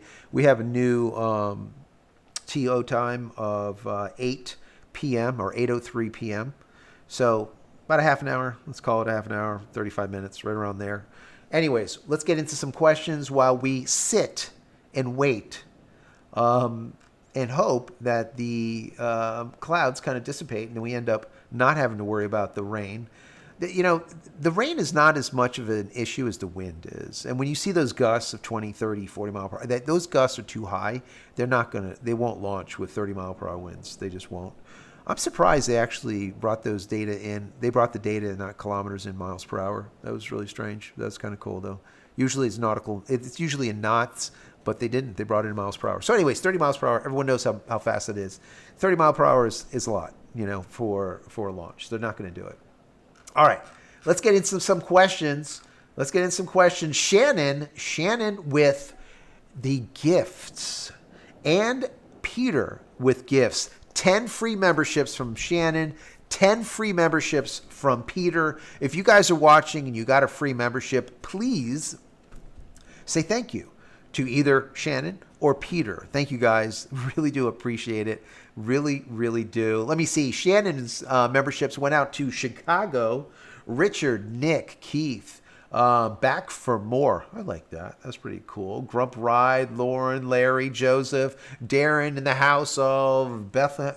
What just happened there? We just went blue. Anyways, if you got a free membership from Shannon, please say thank you. Also, Peter, you got Peabody, you got a free membership. Truth Driven, Agent Mark, Jota, Fio, Folk, I don't know, FOC. Big Boss, you got a free membership. Let's see. Octail, Starlink got a free membership. Greg, Mario, and David. So you guys, please say thank you to both Shannon and Peter. That would be awesome. I'd really appreciate that. Thank you, guys. Thank you for all that you do supporting this channel. I really, really do appreciate it. Let's see. Spartan says, speaking of Starship, any ETA on the Generation 3 satellite deployment? I'm gonna stick with my time frame of fourth quarter this year. Do I have a time yet? No, they have not said as of yet. So maybe. Once again, if you have a question, put at JCristina, or something that you want me to see, put at JCristina. It's a lot easier for me to find. Let's see. This thing skips around a lot. So if I skipped your question, just ask again. I don't mind. I'm not going to answer it twice anyway, so just stick it in there again. It doesn't make a difference. It makes it easier for me to find anyways. So just throw it in there. Let's see. Mike says, it should be possible to install an old or alternative audio engine and replace the pipe wire, but the next major update or upgrade could replace it. And yes, so the problem, Mike, with replacing the pipe wire by, let's say, removing pipe wire and now letting ALSA and Pulse Audio or whatever do its thing. The problem with that is it's so baked in with all of these distros that there's so many pieces of the puzzle that are going to be trying to look for pipe wire when it's not there. It's going to break stuff. I promise you, it will break stuff. So it's not really worth doing. It's not worth doing. Either install MX or do what I'm doing and use a hardware alternative if it works. So I'm going to let you know. All right. Maybe either I'll do maybe a little short video on it to let you know if the audio worked, or maybe I'll throw something in the community page. So watch for that. Gary says, down memory lane. I remember setting our $100 deposit for Starlink 13 months ago and got the kit. It failed in 5 weeks. Oh, that sucks. However, Starlink customer service sent out a replacement in record time. Yes. You know what, guys? I did the same thing. I put in a $100 deposit, and it took me 9 months to get my SpaceX Starlink. And I got mine just when they came out of beta. You know, the round dish? So I have dish number 2000. 2010, 2009, I don't know. Let's say 2000. I have dish number 2000 of the Generation 2s, the ones that are fully articulating with the motors that turn and tilt. Yeah, and I've had it ever since. People say, oh, are you going to upgrade? Are you going to upgrade? I mean, there's no reason to upgrade when the damn thing's just working, right? So when it stops working, then I'm going to upgrade for sure. I might end up buying a Mini for doing some on-the-road stuff, like going to Starbase that's going to be in Florida within a year or so and taking you guys along with me. So there'll probably be a Mini in my pocket at that point. But by that, in a year from now, the Mini will probably be a version 2 Mini that will do gigabit speeds or who knows what, The sky is the limit, pardon the pun. Let's see. Drone Key says, I'm so old that I had DirecTV internet dish. Slow. Yeah, there's a lot of people that had DirecTV internet. And they are geocentric satellites that are sending you the data. And the data is, a full 1,000 or even higher millisecond delay. So it was a massive delay. And at the very beginning, do you remember the satellite internet where it was only a single direction? It wasn't bi-directional. So you were able to receive, but then you had to send your data out through your phone system. Do you remember those old systems? Yeah, where we've come from, right? It's crazy how amazing this is. And I'm excited. I'm glad to see Project Kuiper finally getting off the ground. This has been years in the making. And, if it works for them, I think it's awesome, okay? Because we want to see the competition. What a lot of people don't understand here is that, Elon Musk would have put hundreds and hundreds and hundreds of these Project Kuiper satellites on orbit already if he was allowed to do so. And that's why Jeff Bezos, he was going to be sued by his board of directors if he didn't put in a contract with SpaceX. So if you guys know it or not, right now, Jeff Bezos, as I call him Bozo, Jeff Bezos has a contract, 80 contracts for his Project Kuiper satellites to be launched. He has the contracts with ULA, which is what's going up now, which is United Launch Alliance. He has a contract with Ariane Space. He has a contract with Blue Origin. Blue Origin is his own company. Don't even get me started with that. And then he has a contract with SpaceX. That's a big thing. And what he said since the very beginning is, I will not use SpaceX until everything else is just, we can't use anything else. All right. So it's the last ditch effort. It was a way for him to put SpaceX into the mix of players that are, let's say, on board to launch his satellites. And the reason being is he has a very large chip on his shoulder. He can't just brush it off and say, Elon, just do this, right? Because if he did, Project Kuiper would probably be available for service by first quarter of next year, maybe halfway through next year. But at the launch rate that they're going now, they're not going to be providing any customer service at all until probably 2027, maybe the end of 2026. Okay, that's my guess. It's just there's not going to be enough satellites. They can't put them up there. ULA can't do enough, right? 27 on board this one. Like I said before, if they did another one of these rockets every single month going to December, they're going to have 243 satellites. That's nothing. You can't. There's no service with 243 satellites. So it's an issue. It's definitely an issue that they have to work out, and I hope they do work it out. They're eventually, they might just have to call on Elon and say, look, can we do a ride share? Can we hop a ride with you to put a couple of satellites up there? And Elon will be like, yeah, why not? And he would do it, absolutely. I know some people have said, why does he do it? He's competition. He doesn't care. He honestly doesn't care. Anyways, Radioactive Texan, thank you for being here. He says, howdy, guys. Watching your rant on Pipewire. Yeah, on Pipewire on my cell. Yeah, I'm sorry. There was cursing today, and I usually don't do that on my videos, but, I just wanted to make it a point that, just because I use Linux, that doesn't mean that it's the end-all, be-all, and that everyone can use it. So I wanted to make it painfully clear, all right?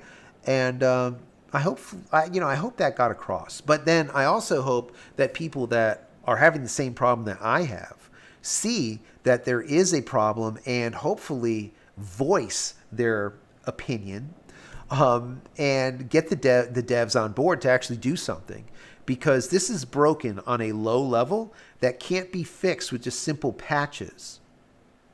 It's a problem. It's definitely a problem. And, I don't want to get deep into it. Once again, watch that video from today and you'll hear all about it for sure. George says, when Russia destroyed one of the satellites, did the debris burn up or did it create debris field that everyone needs to navigate around? A little bit of both, George. When they exploded that satellite, it did not all burn up, and there is pieces that have been documented. And I don't remember how many pieces, but it's hundreds, okay? It's hundreds of pieces that are still in orbit. And that's what happens, This is what happens. The same thing with the Chinese. They'll launch something will go south, it'll blow up, and now all of a sudden you have a scattering, a buckshot of just trash that takes a long time for it to come back down and burn up. So, it's a problem. It's definitely a problem. It reminds me of the Kessler effect. If you guys have never heard of the Kessler effect, basically Kessler said that, I'll give you an example. Sometimes pictures are better than just words. Think of the Kessler effect of like an egg or a ball hitting another ball. And when it hits this ball, that ball bangs off this one into 2 more balls. And those balls then break up into 4 balls. And those 4 balls will now break up into 8 balls and 16, 32 balls, 64, 128, so on and so forth. Constantly, incrementally, exponentially creating more and more balls. Why am I talking about balls? Anyways, debris. In a very short period of time, that Kessler effect could take out all satellites because of that constant debris field getting bigger and bigger and bigger and bigger based on it just eating away from one to another to another. The Kessler effect. So that could definitely happen, and we don't want to see that happen. And that's why, the idea of shooting a rocket to take out a low Earth orbiting satellite at 550 kilometers, while it is possible and they can do it, it's a bad thing because it's going to hurt your stuff too, not just your adversary. Okay, it's going to hurt your stuff. Your satellites, your reconnaissance satellites, your geocentric satellites that are doing your GPS. Your stuff is going to also be hurt. So, it's kind of like it's like a mutual destruction type of thing, right? The same thing with like nuclear war, right? Any kind of nuclear war is going to be a destruction of everyone. That's just how it is. You pull the trigger here, they pull the trigger there, here, there. Time you're done, the entire planet is coated with nuclear fallout, and then you're not going to be growing nothing for 1,000 years or more. So, anyways, the Kessler effect. Look it up. But that's basically what it's all about. And the Russians have done it. China, they've blown them up. They've had problems. Let's see. Low Spec Linux says, do you need the Scarlet, the Focusrite Scarlet software to work, or just the device to work properly? The software works with Alas. Yes. So, can you see it? I don't know. Yeah, you guys can see it. So, yeah, there you go. So this is the Focusrite. This is the Scarlet, and you don't need the software, okay, for it to work with the one channel, with the one mic. As soon as you put in a second mic, because I have 2 XLRs, the second channel, the second mic, ends up either with a clipping that sounds like this, because obviously there's a problem, or it just simply doesn't work at all, and then whatever is in one mic duplicates in the other, okay, because it is stereo. And all of these work like this. Like I said, it doesn't matter if it's the Evo 8 or if it's this Rodecaster Duo or any of these. Everything that these things do, it kind of pushes all of the data. So let's say through the XLRs, it will push it through your connector. Where is it? Over here. Your your USB-C connector into the computer. But it pushes it in as a stereo signal, and at which point you'd have to cut it into mono and then go, let's say mic 1 is left channel, mic 2 is right channel, and everything is right as rain. The problem is pipe wire doesn't work. End of story. Radioactive Texan says, I love my MX Linux. No problems. Yeah. MX Linux has a shelf life until 2027, and then they're going to change stuff. So until 2027, Radioactive Texan, you're going to be good. And they do not use that pipe wire, which is good, which is really good.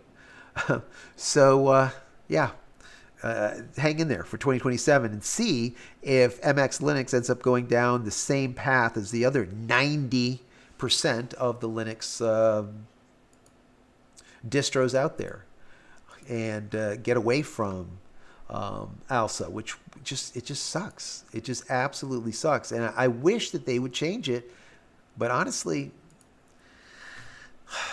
I don't think they will. I just don't think they will. And the reason being is Pipewire is just so entrenched with everyone. Everyone just loves Pipewire because Pipewire is actually good. It's not that it's bad. It's just bad for certain things, and they don't fix it. If they would just fix it, it wouldn't be a problem at all. But, kind of is what it is. Moving on. let's see here. Let's see. Questions, unsuccessful launch attempt. That's Peter. Peter says, yep, as of today, as of right now, 8:03 is going to be the next time that it could possibly launch. So we got another 20 minutes and then we're going to know one way or another. Let's see. Question. This is from Eric. Can ULA rockets land like SpaceX? Eric, they cannot. They are not. They kind of Falcon 9. Those rockets are made to land, and they do a really good job at it, and they get reused continuously. These rockets do not. Maybe one day. Let's see. Dutch Lennox says unmask, alas, and Pulse Audio, and mask Piper pipe wire. Do not install, but this way that you can use it. So the problem is, though, is like I said,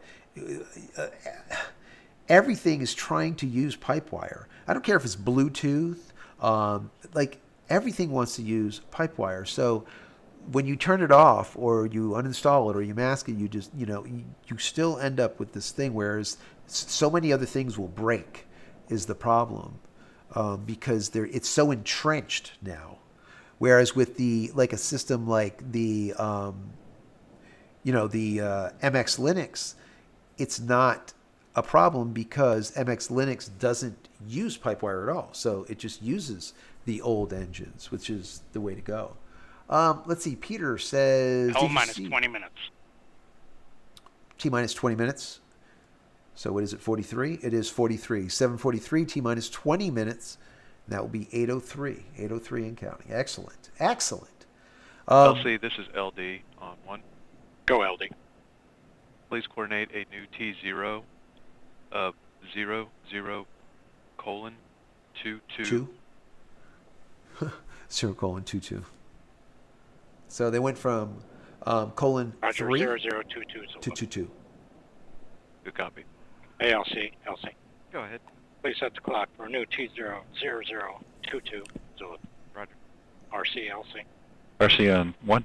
Please coordinate with the range, new T00022 Zulu. Roger, Wilco. There you go, 22 Zulu. What was I saying? Let's see. Oh, Peter says, did you see my email about free Starlink dishes outside of U.S.? I did not yet. I will look at that later on tonight. Thank you, Peter, for that. I appreciate all you guys sending me emails. LC. Go. Countdown clock has been set for new T0 of 00:22 Zulu. Roger. All right, for the team, we're at L minus 37 minutes.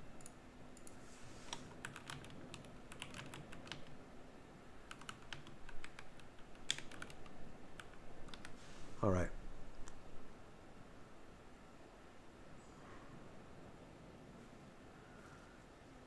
Interesting. Okay.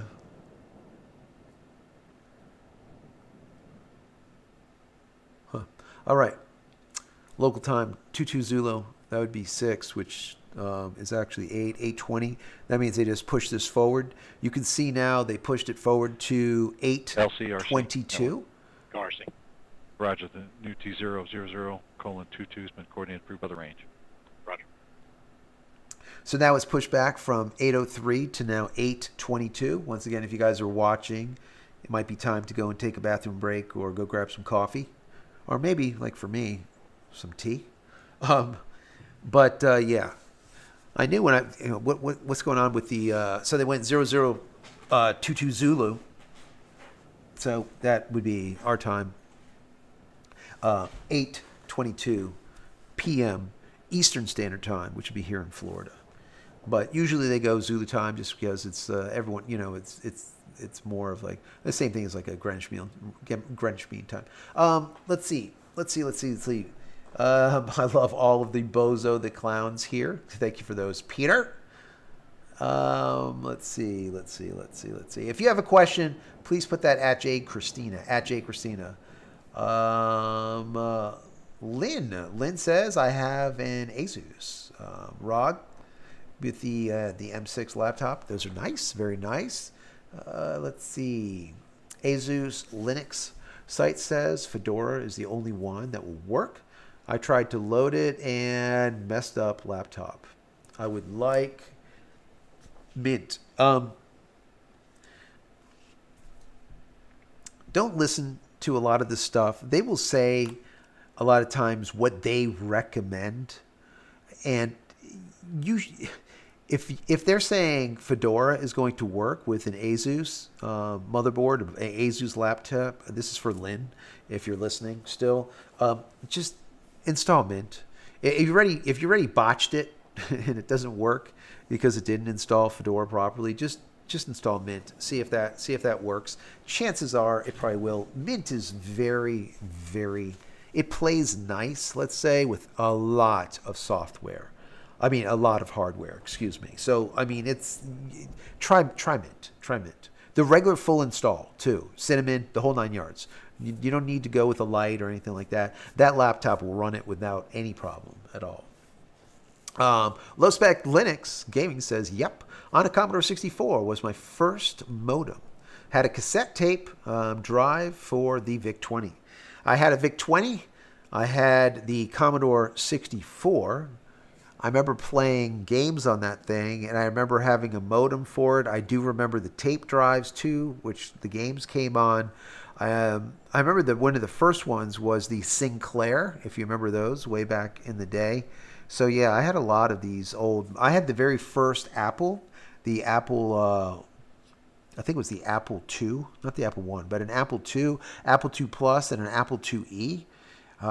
So, yeah, I just, back in the day, and everything was all like floppy disks, and it was just fun. And before that, cassettes, you just don't see this stuff anymore. Shannon says, Joe, have a great long question in there. Please don't miss it.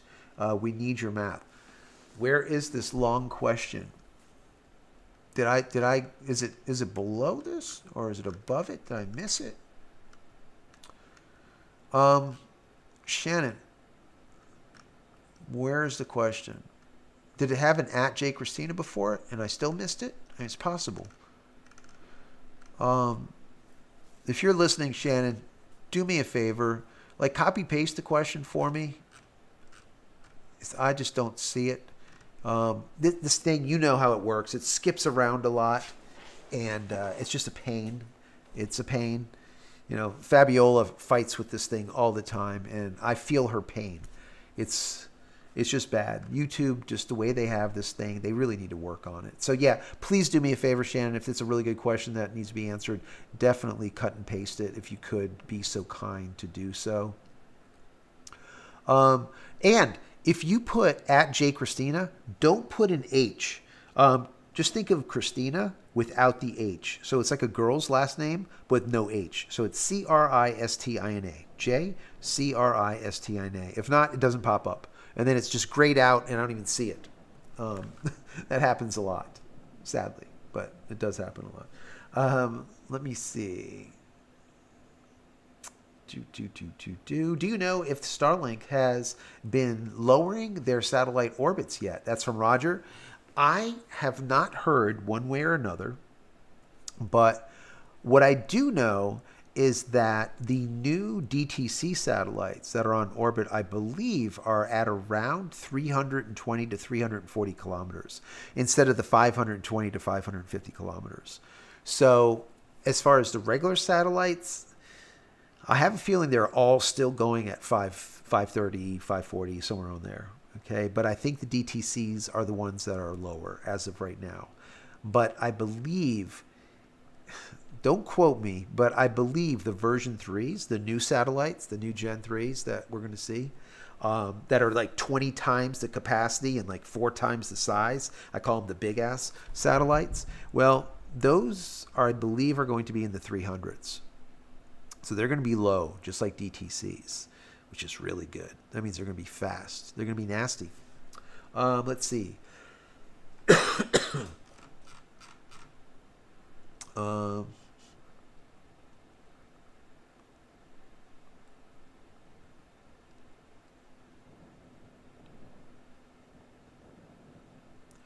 Okay. So Shannon, he put in here as a summarize. excuse me, at the rate in which they are currently going or launching these satellites, are they going to have a problem eventually keeping up with potential deorbits?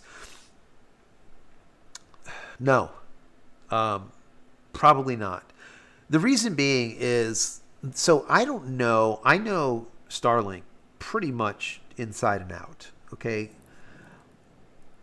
Those satellites will run. Their end of life is usually about anywhere from 4 to 6 years. It just depends on what's going on and how much how much of the propulsion they're using, right? How much of the fuel, let's call it, they're using. So even if theirs are equal to SpaceX Starlink's, those satellites are going to stay in orbit for at least, even on the low end, 4 years. So they're going to have plenty of time to replace these, okay? The biggest problem that Bezos has with Project Kuiper is that the FCC wants to see those 1,600 satellites on orbit within the next 15 months. And it is absolutely not possible to do that. Not only is it not possible, they're going to be like 1,000 short. I mean, if they get 600 into orbit in the next 15 months, I will be shocked, guys. I will be floored. I just don't think it can happen. I just don't think so. The only way that can happen is he would have to call on Elon Musk and use the SpaceX Starlink Falcon 9s to do it. If not, it won't happen. Because the Falcon 9s, they can launch from the West Coast and they can launch from the East Coast. They can launch from all over the place. And, they can get, let's say like this, 27 satellites on orbit twice a week. They could, So, but Jeff isn't going to do that. He's not going to do it. So, yeah, I think that's going to be their biggest problem. It's the initial 1,600. That's half baked 1,600. They really need to get to 3,200. So, I don't know. We'll see. This is a good start. Well, it's not a good start because originally, just so you know, this was supposed to go up at 12 noon. And they're probably kicking themselves right now because this should have left at 12 noon because if it did, there wouldn't have been any weather because it was perfectly clear. Then they pushed it to late afternoon, and late afternoon, that's a problem. Welcome back. Here we go. We're joining you from ULA's Advanced Spaceflight Operations Center here at Cape Canaveral Space Force Station in Florida. We're continuing to work to our new T0 of 8:22 p.m. Eastern Time. Yeah, and there are a lot of things that go into planning a new T0. Vehicle readiness, waiting for weather like we are right now. Launch vehicle looks good. One of the other things that we always look at is collision avoidance, or as we abbreviate it, COLAs. And in this case, you might wonder, how do we end up with an 8:22 p.m. or before that it was an 8:03 p.m.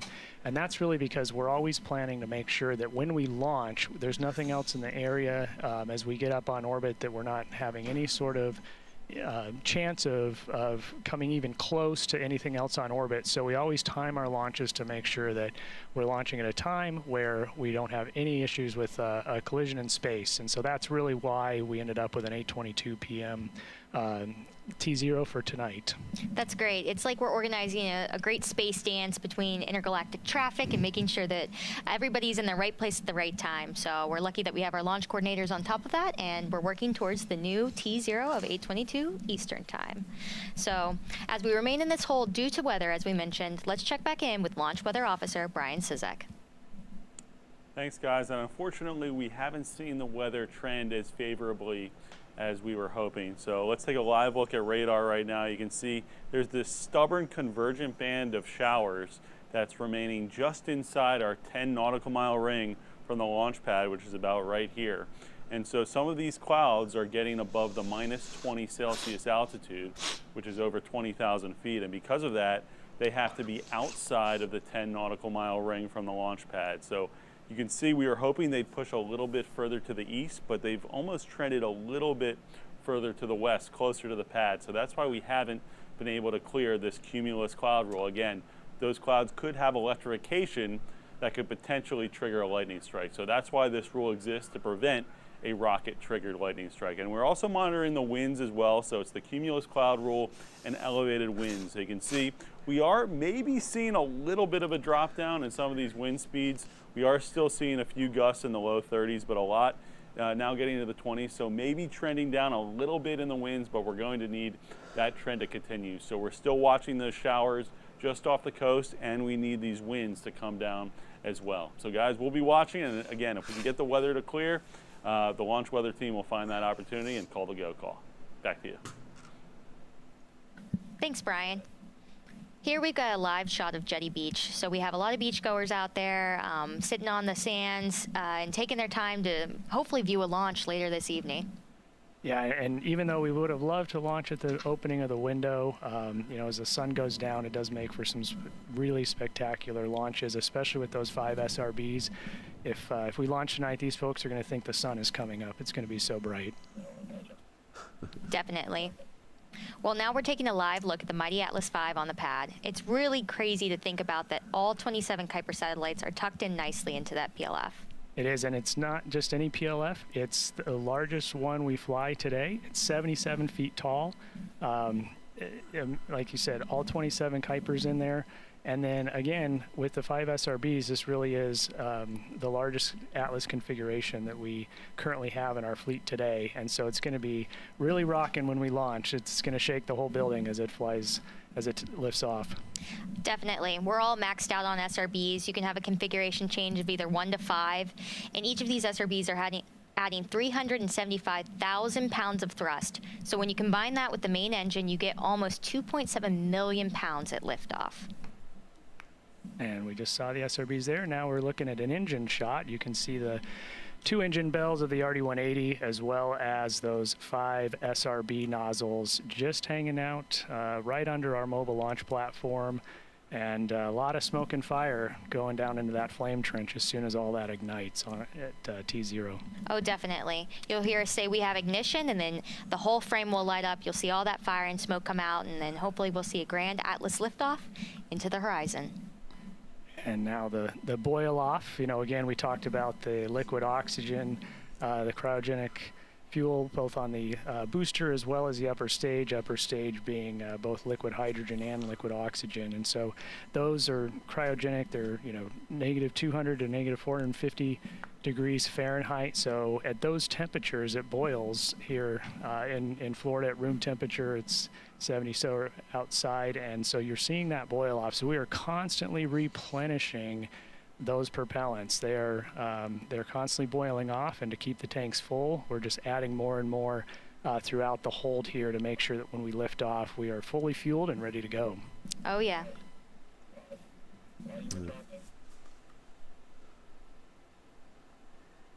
And what they were talking about with the traffic, remember, like someone asked me, where do they sit? They're actually they're above SpaceX Starlink. From our mission control that we now have a new T0.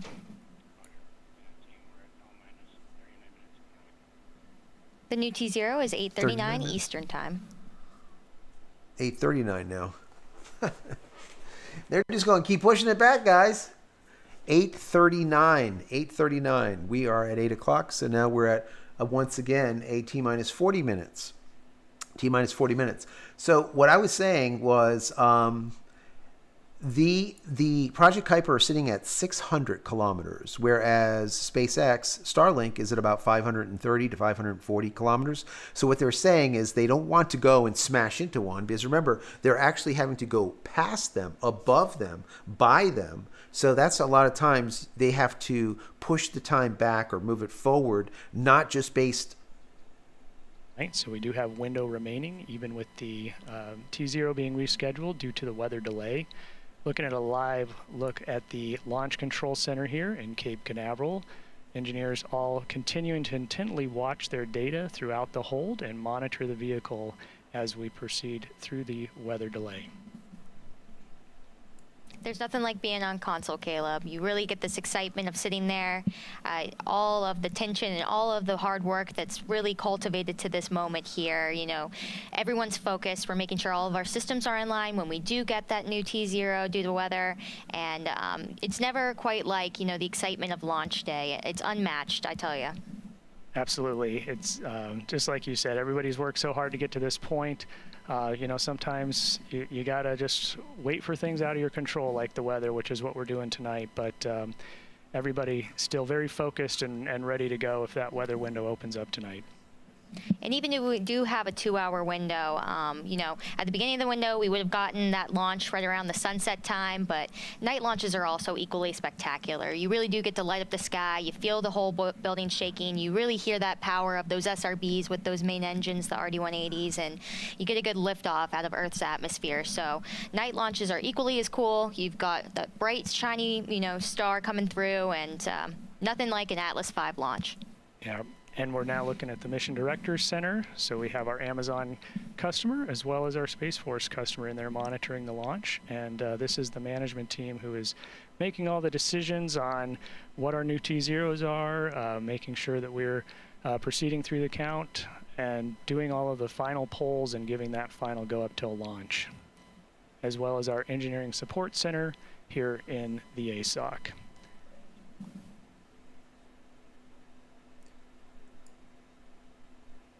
So there you guys go. If you have a question, once again, put at JCristina so I can find them easily.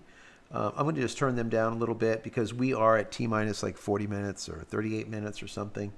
And if anything good comes, I'll put the volume up for them as soon as it comes. So in the interim, like I was saying before, when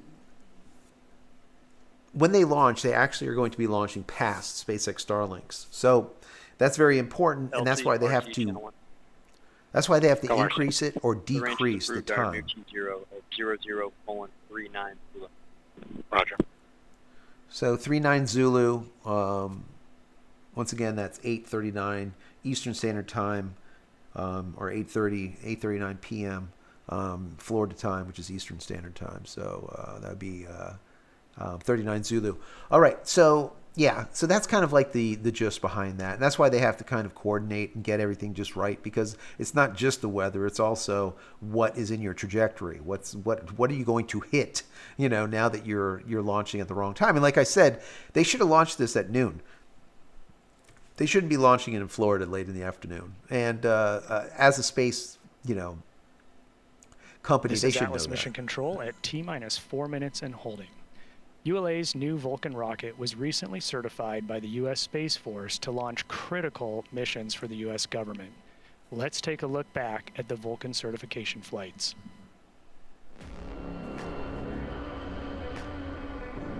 All right, I'm going to turn their volume down. We can just watch it.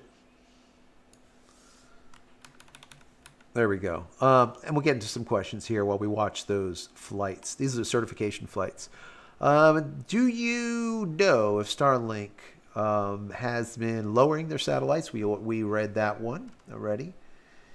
Let's see. Italy and Australia have the free Starlink dish promotion now. Year subscription commitment required. That's really cool, Carl. I didn't know about that. Someone, I believe, sent me an email about that, and I might talk about it maybe tomorrow because that's very interesting. I said this was going to happen eventually where SpaceX Starlink was going to be free, and people always said like I was crazy. Like, well, how is that possible? I paid $600 to get mine, and I really do believe eventually they will be free, and or pretty damn close to it, $100, let's say. We'll see. We'll see if it happens. But we can see it happening already in Italy and Australia, which is really cool. Really cool. With a 1-year agreement. It's not bad for free equipment. Can't beat that.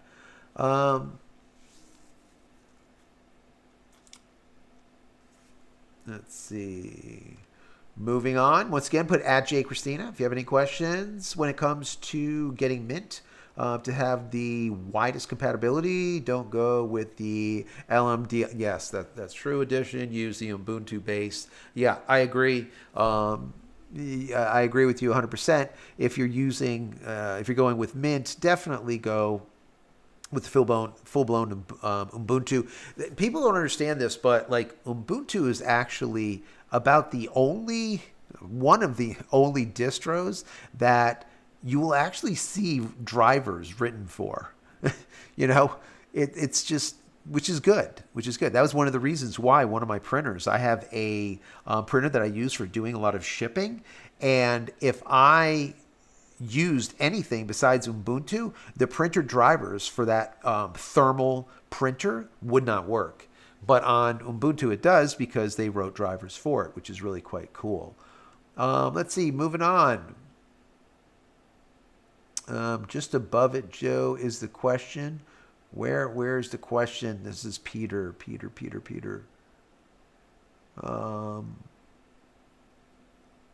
Guys, if I miss a question, just put it in there again. Once again, at JCristina. That would be awesome. Don says Apple II with a micro. Yes, the micro modem at 300 baud. Yeah, I had a few 300 baud modems. I used to run a BBS on, eventually, it was about 8 1200 baud modems, and then eventually I made it to 2400 baud. Then finally we ended up 14.4s and 28.8s anyways. But yeah, it's crazy. Let's see. Dutch says, I love my Commodore Amiga 1200. Yes. I just installed Ubuntu full regular image last release 2 weeks ago. I'm a 14-year-old school managed laptop. Yeah, and it probably works. The BIOS management that I had bypassed. It probably will work, Mike. I wouldn't doubt it. Would not doubt it. That says, why don't you push obsolete stuff towards the sun? It would burn up. No space junk. You could do that. Let's see.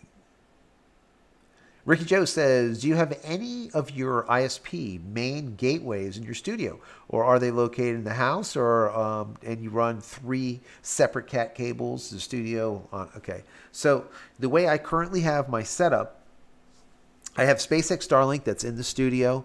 It comes straight into the studio. Wire goes right into the Raspberry Pi. Where is my Raspberry Pi? It's here. Okay, so SpaceX Starlink goes right into, it goes into, obviously, the SpaceX Starlink router. From that, it goes into the Raspberry Pi. Then I have a T-Mobile home internet connection. The router's here in the studio. That cable goes right into another port of the Raspberry Pi. Finally, I have a fiber connection that just came in the last month, I guess, and that also comes straight out here through a Burial Cat 8 cable, and that goes right into this Raspberry Pi also. So I'm actually broadcasting on 3 ISPs simultaneously using mirroring, and that's why it's just about impossible for me to go down unless we had some kind of, I don't know, explosion or something, because... Up here in 2025, but 2024 had a memorable year for ULA. Along with 2 Vulcan launches, we launched humans for the first time with the first crewed flight test. We celebrated our 100th national security launch with the USSF 51 mission and said goodbye to the Delta vehicle with our final Delta IV heavy liftoff carrying NROL 70. Let's take a look back at these very exciting missions. There we go. I'll turn down that volume. Go through any kind of questions here.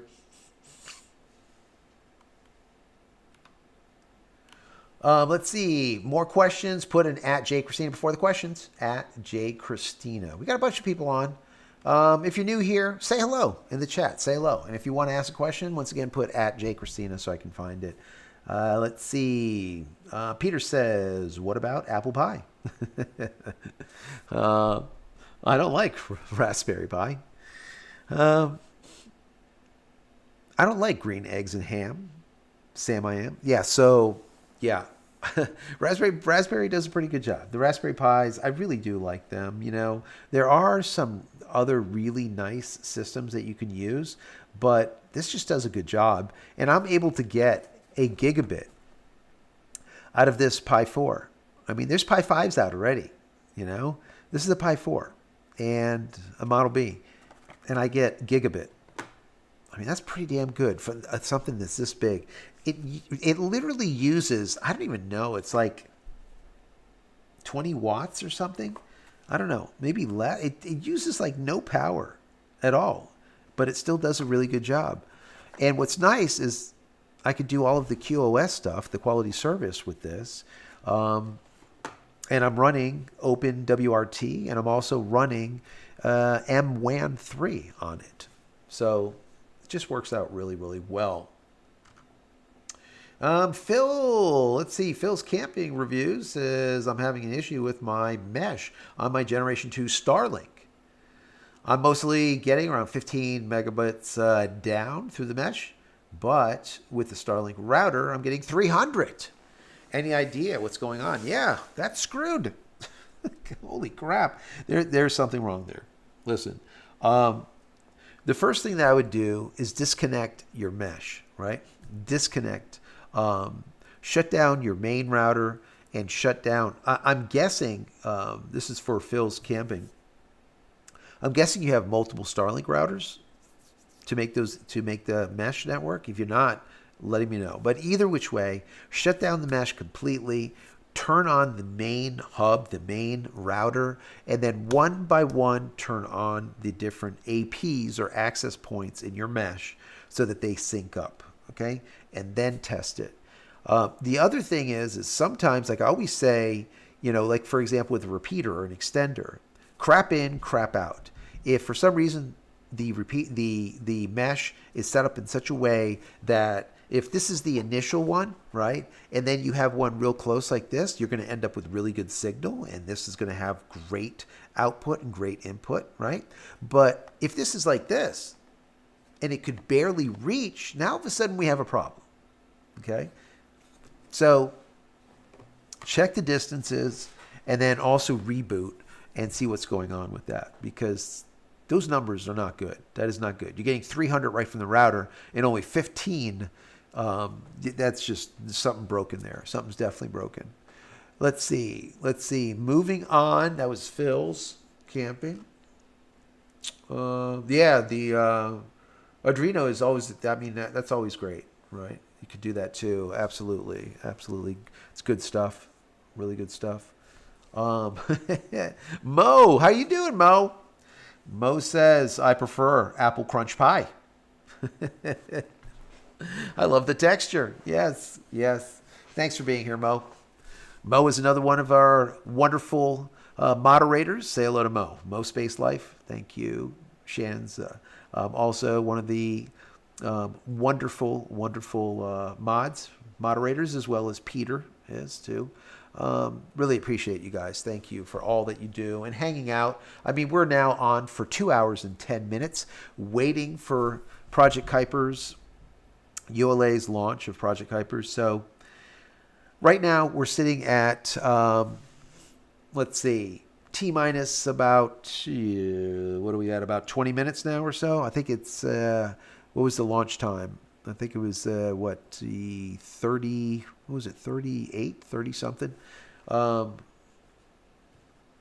So we still have some time.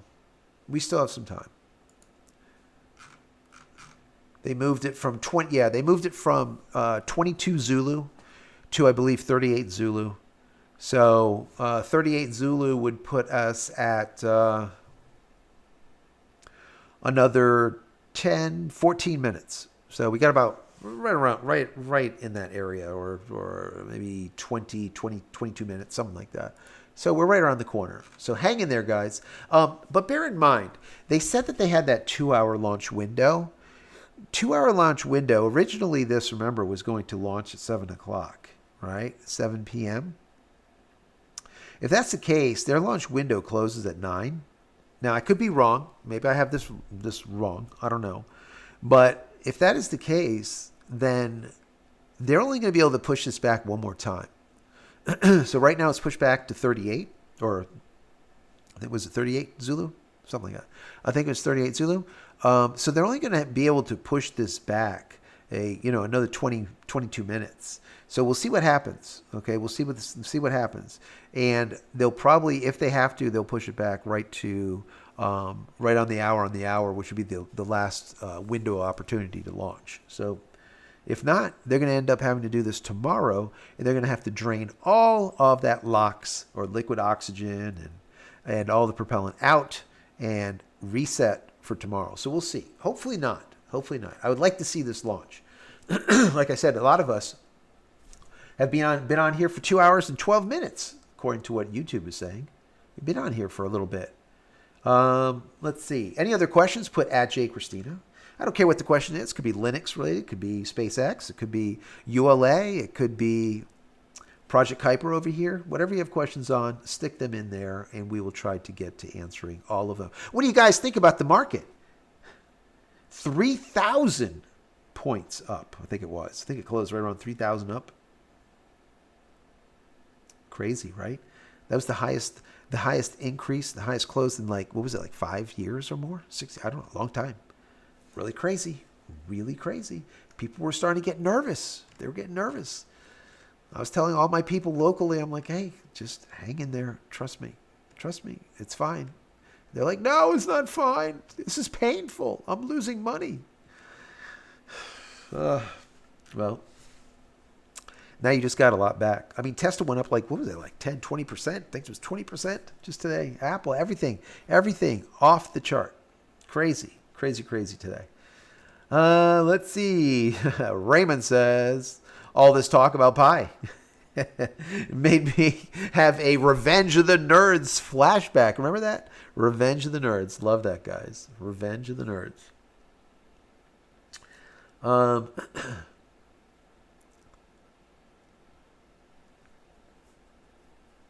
Mo, you're not feeling well? Come on, Mo.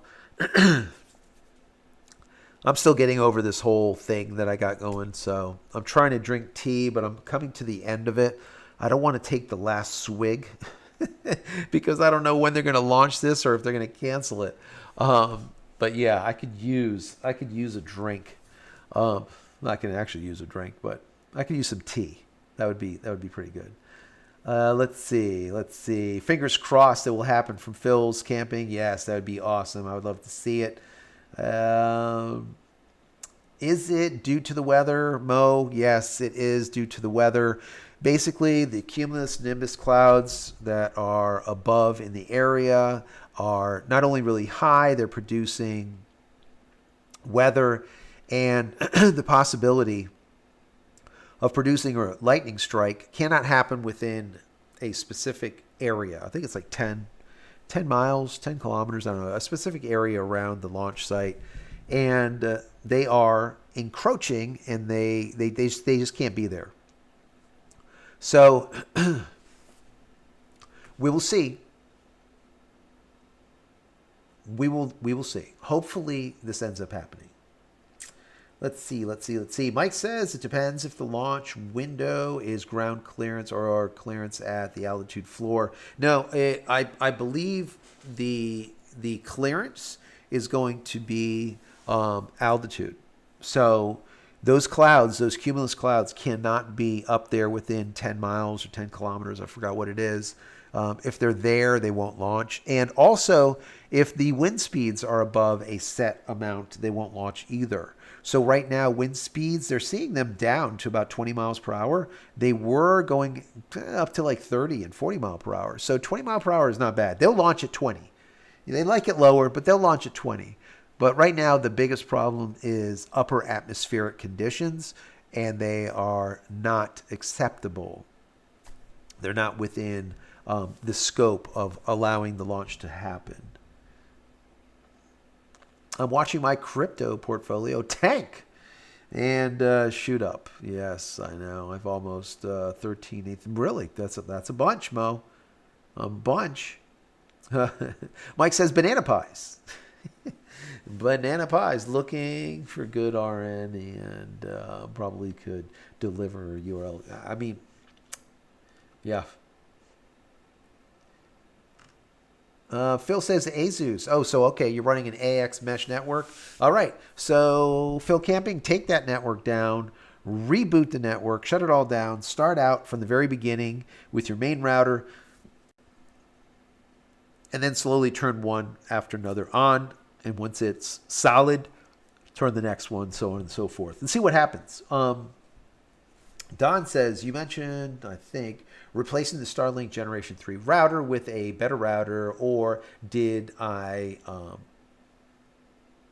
hang in there 1 second. Hey, LC. Go ahead.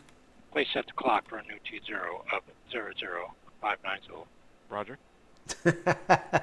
That's the exact time I said, 59. RC, so LC. That's going to be there. RC. Please coordinate with the range new T0 of 00590. 59 Zulu. Roger. Good morning. 59 Zulu would be 1 minute prior to the end of the launch time, which would be that 9 o'clock p.m. Eastern Standard Time on the east coast of Florida. So that's why they reset the clock for 59 Zulu. I'm just batting 1,000 today. I'm just guessing these things. Countdown clock has been set for new T0 of 0059 Zulu. So that's it. All right, the team clock is counting L minus 37, 7 minutes. There you go.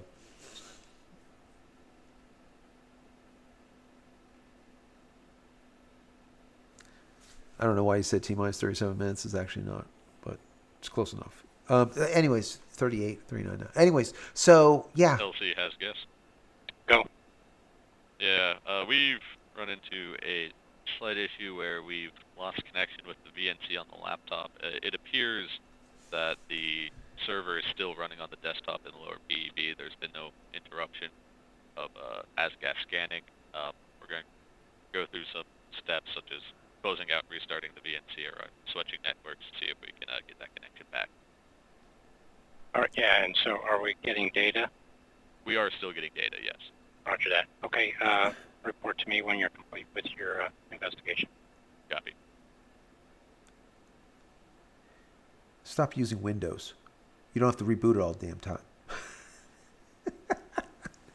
Use Linux. What the hell are you doing over there? So yeah, they lost communication with one of the laptops, and they're going to go and debug and see what the hell's going on over there. Anyways, they pushed it back to 59 Zulu, like I was saying, meaning that... LC, RC. RC. Range has approved our new T0 of 00:59. Roger.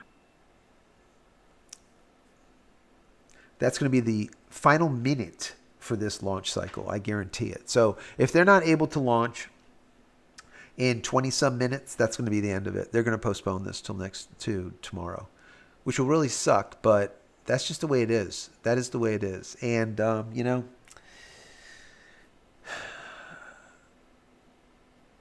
I knew they were going to do this, but I don't know. Kind of disappointing, but let's just hope that it goes off. Let's hope that it goes off. Let's get into some more questions.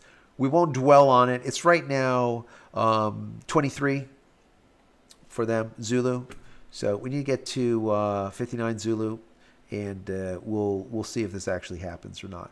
They're pushed it back once again to the very last minute, the last second of the launch window, and then it gets closed at 9 p.m. Eastern Standard Time, East Coast, Florida time. And as you heard a moment ago, we do have a new T0 of 8:59 Eastern. We've pushed to the end of the window to see if we can get that weather to open up for us. So let's go get another check from Launch Weather Officer Brian Sizik. Thanks, guys. And we still have not seen a great trend, but the best chance we have to get this weather to clear is at the end of the window. So that's why the launch team, they've been in communication with the launch weather team that is on console right now, and they are obviously monitoring the situation very closely. But again, here is what we've been dealing with all night, really. We have this convergent band of showers, that north to south oriented band that's moving. Kind of the whole line is pushing a little bit to the south. Now, we were hoping they would push farther off to the east, but notice it's progressed a little bit closer to the pad. But there's actually another way that we can clear this cumulus cloud roll, and that's if the tops of these showers get lower and the showers begin to dissipate. So the two ways, they could either push farther away from the pad, or they could weaken, where if the tops get low enough, that standoff distance actually gets smaller and smaller. So in other words, they can be farther away from the pad, or excuse me, they can get closer to the pad, and if the showers are weaker, then we don't have to be concerned about them. So those are the two ways that we could clear the cumulus cloud roll. We're also monitoring the winds as well, and as we take a live look at some of the winds we're seeing, notice we're still seeing winds in the upper 20s to low 30s miles per hour. These are gusts at the surface. The launch pad is right around here, so we're also monitoring winds up a few hundred feet as well. So again, the two things we need to clear that the launch weather team is going to be monitoring up until the wire here at our last T0 in the window, the cumulus cloud roll and the winds. Guys, back to you. This ain't going, guys. I hate to say it. Thank you, Brian. It's not going to happen, guys. You see those clouds coming in. You can see them in this yellow and red as they're pulling through. Yeah, no, Titusville, that whole area where it's coming through. It's just I don't know. There's no rain, but the problem is it needs to be in that area, that 10 miles or 10 kilometers from dead center of the launch pad. So This is Atlas Mission Control with T-minus 4 minutes and holding. Following liftoff, viewers watching the launch from Florida and points north and east might be able to see the Atlas V in flight. Let's get a closer look at the visibility map. Check it out at ULA Launch on social media.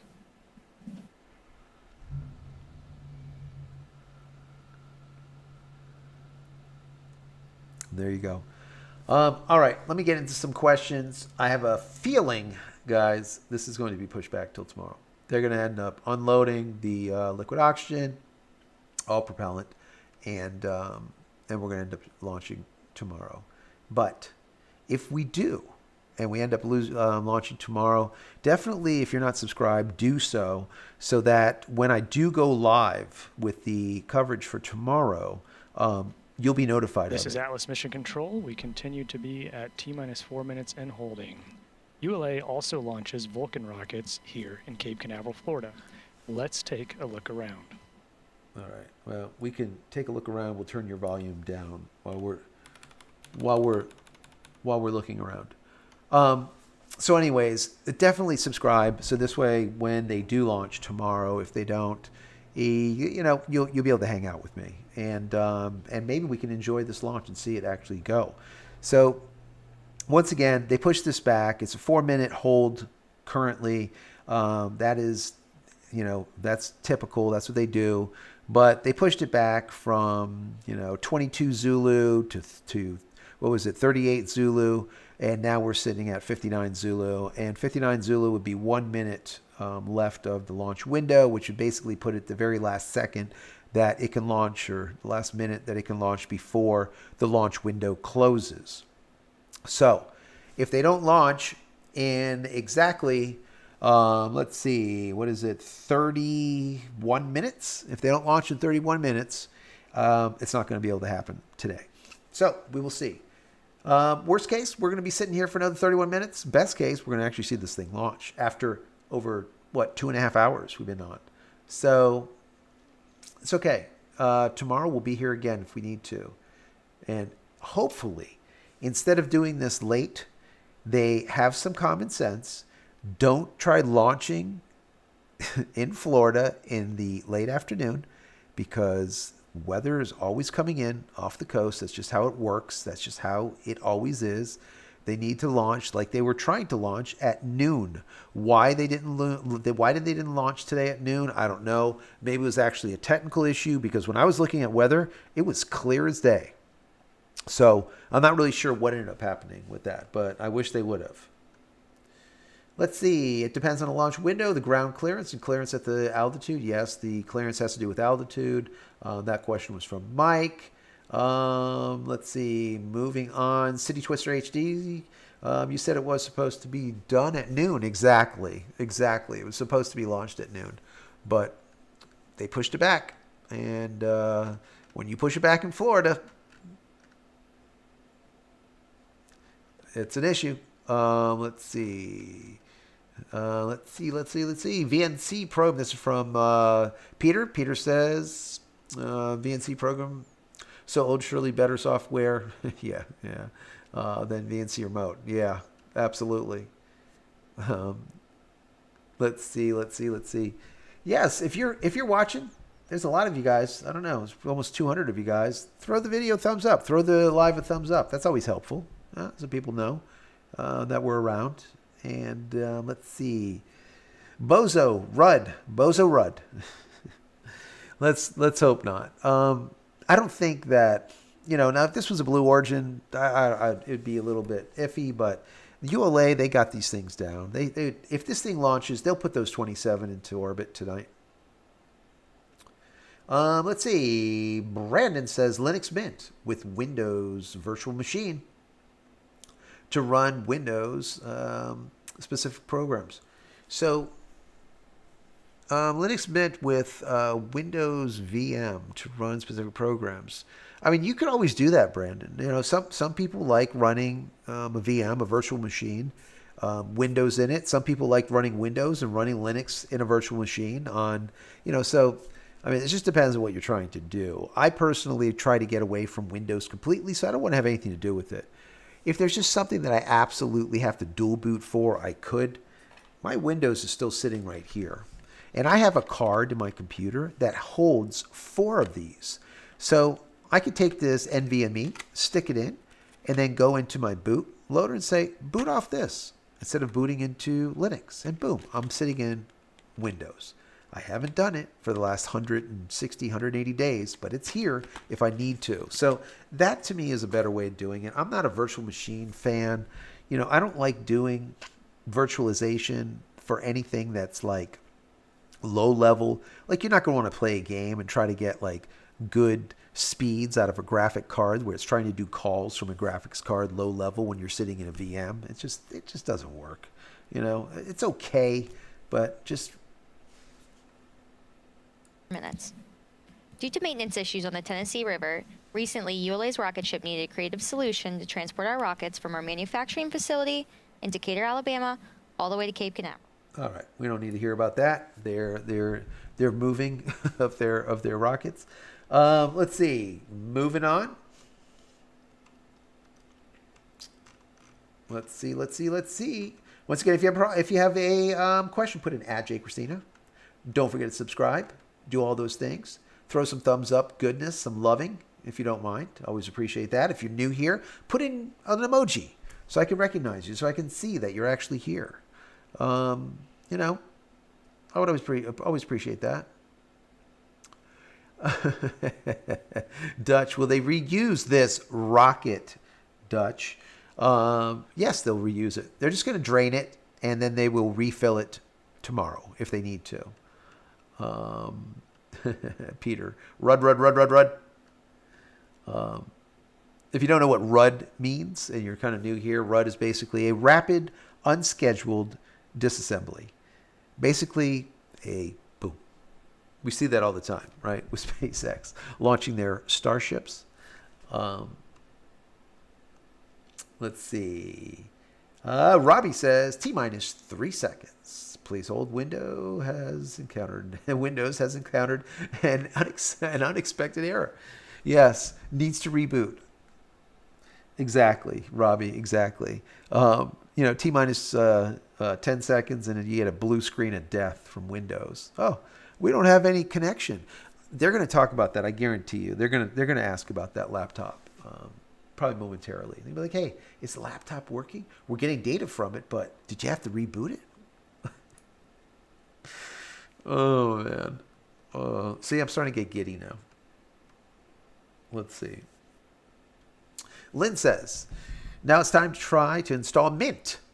I'll try to let you know if I get it installed. I would love to hear it. I hope you do. I hope it installs for you and it works out well. I've been using Mint. I'm using Mint right now, once again, for the last 6-8 months or so, without a problem.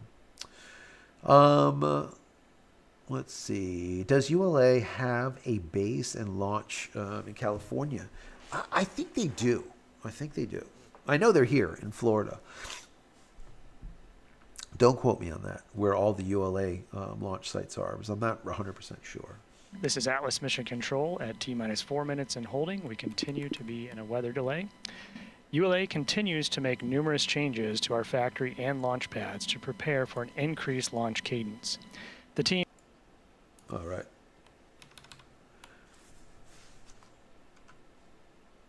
Facility, or VIF-A. Let's hear what they're talking about. The A in the acronyms designates Amazon, as these facilities will be used to support Amazon launches. VLPA will travel along a newly renovated rail system between VIF-A and Space Launch Complex 41 to enable seamless transport of overlapping launch campaigns. It's literally like a railroad track, which is really kind of cool. Anyways, let me turn them down.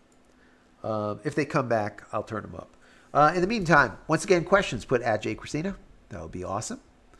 Let's see. Brandon says, thanks for the information. Thank you so much, Brandon, for being here. Appreciate that. Mo says, this is a completely different topic, JC. The scammers I was dealing with. They created a virtual login Google account and linked in Safari and added a keylogger to watch me. Holy hell. You really got screwed, Mo. Man. The scammers, there's a lot of scammers out there, and they do some crazy stuff. You have to be really careful, really careful.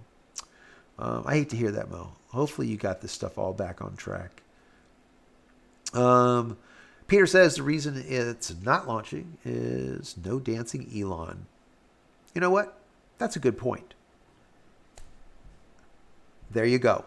Elon is back. We're going to let him wander around because why the hell not? Elon could watch this launch, and maybe by tomorrow I could find a dancing Jeff Bezos. He could just wander around aimlessly. Oh, weather briefing. Here's some more details. Weather briefing, guys. Thanks, guys. Yes, we did just get a weather briefing from the lead launch weather officer on this mission, my colleague Brian Belson. So what he briefed the launch team is we are watching this line of that showers. Weather looks like shit. We're getting new radar scans about every 5 minutes. Yeah, look at this so. right here, guys. And we're watching to see, are these cloud tops red coming down at all? Also, are they remaining connected? Because if they're connected, you kind of have to treat the whole line as one and then just use the closest point to the pad. But if we can find some breaks in that line and the taller cloud tops aren't connected to the ones that are closest to the launch pad right here, then we could potentially get out of that violation as well. So we are still no-go for the cumulus cloud rule, but we're watching these new radar scans coming in to see if we could potentially clear it. So you know what, guys? Right back here, probability of violation. This so that's doesn't a 20% look bad. Chance of go by the end of the window and our last T0. But again, there still is a little bit of hope, and that's what we're watching. We need these cloud tops to come down. So there you go, guys. Or we need to see a little break in the connection. We got a here 20% possibility of launching that way. So that's what the launch weather team is tracking. This is a minute-by-minute thing that we're monitoring. We're waiting for the new radar scans to come in, and that's what the team is watching, in addition to the winds as well. Guys, back to you.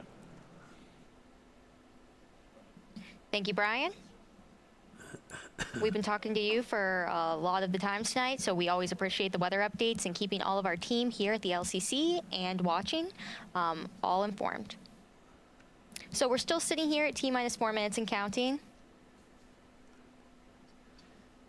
To celebrate our new Vulcan rocket, we recently updated the lobby at ULA headquarters. All right, we're going to turn them down. So, yeah, that was a really good call from Peter.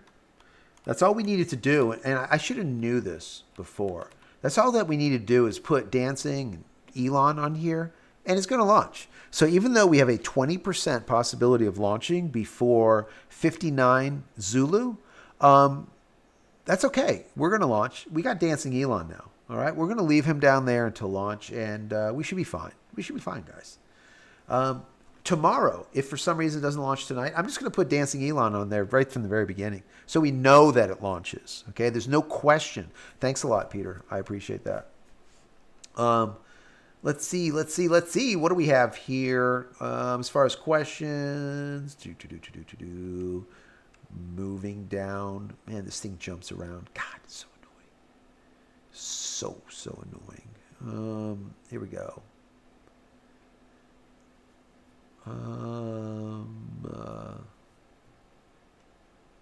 Let's see. Peter says, Rudd, rapid ULA disgrace. Oh, man. Poor ULA. Man. They can't get a break. Just can't get a break. Can I get my delivery with ULA? Don asks, yeah, why not? Instead of you just use a ULA rocket instead of using a Amazon truck. You'll get it quicker. I like that. Sign up for Project Kuiper, Chuck says. Yeah, hell no. Chuck, yeah, there's no Project Kuiper. It's funny. They've been talking about this Project Kuiper crap for so long that it just... I remember, do you guys remember, I did a video showing you what Project Kuiper's dish is going to look like. They literally had the dish, like prototypes. Oh, this is our small version. This is the medium. This is our large version. And blah, blah, blah. And I'm like looking at it. And I remember in the video, you guys can go back like 200 videos or something. I've got like I'm 460 now just on this stuff. But anyways, go back like 100 or so videos. And you'll remember I said, they have all these dish and they talk about all this connection. But what the hell are they connecting to? They don't have nothing there to connect to. For an extended turnaround with the next launch attempt under review. Roger, Elliot. There you go. It's done. All right, team, direct operation 60. Or excuse me. What? Direct Operation 60? What are you talking about? I think they called it. That weather was not letting up. Let's see what they have to say. Guys, we need a bullshit meter. We do. Thank you so much for that, Shannon. We're throwing the bullshit meter on because we need the bullshit meter and we need Elon dancing.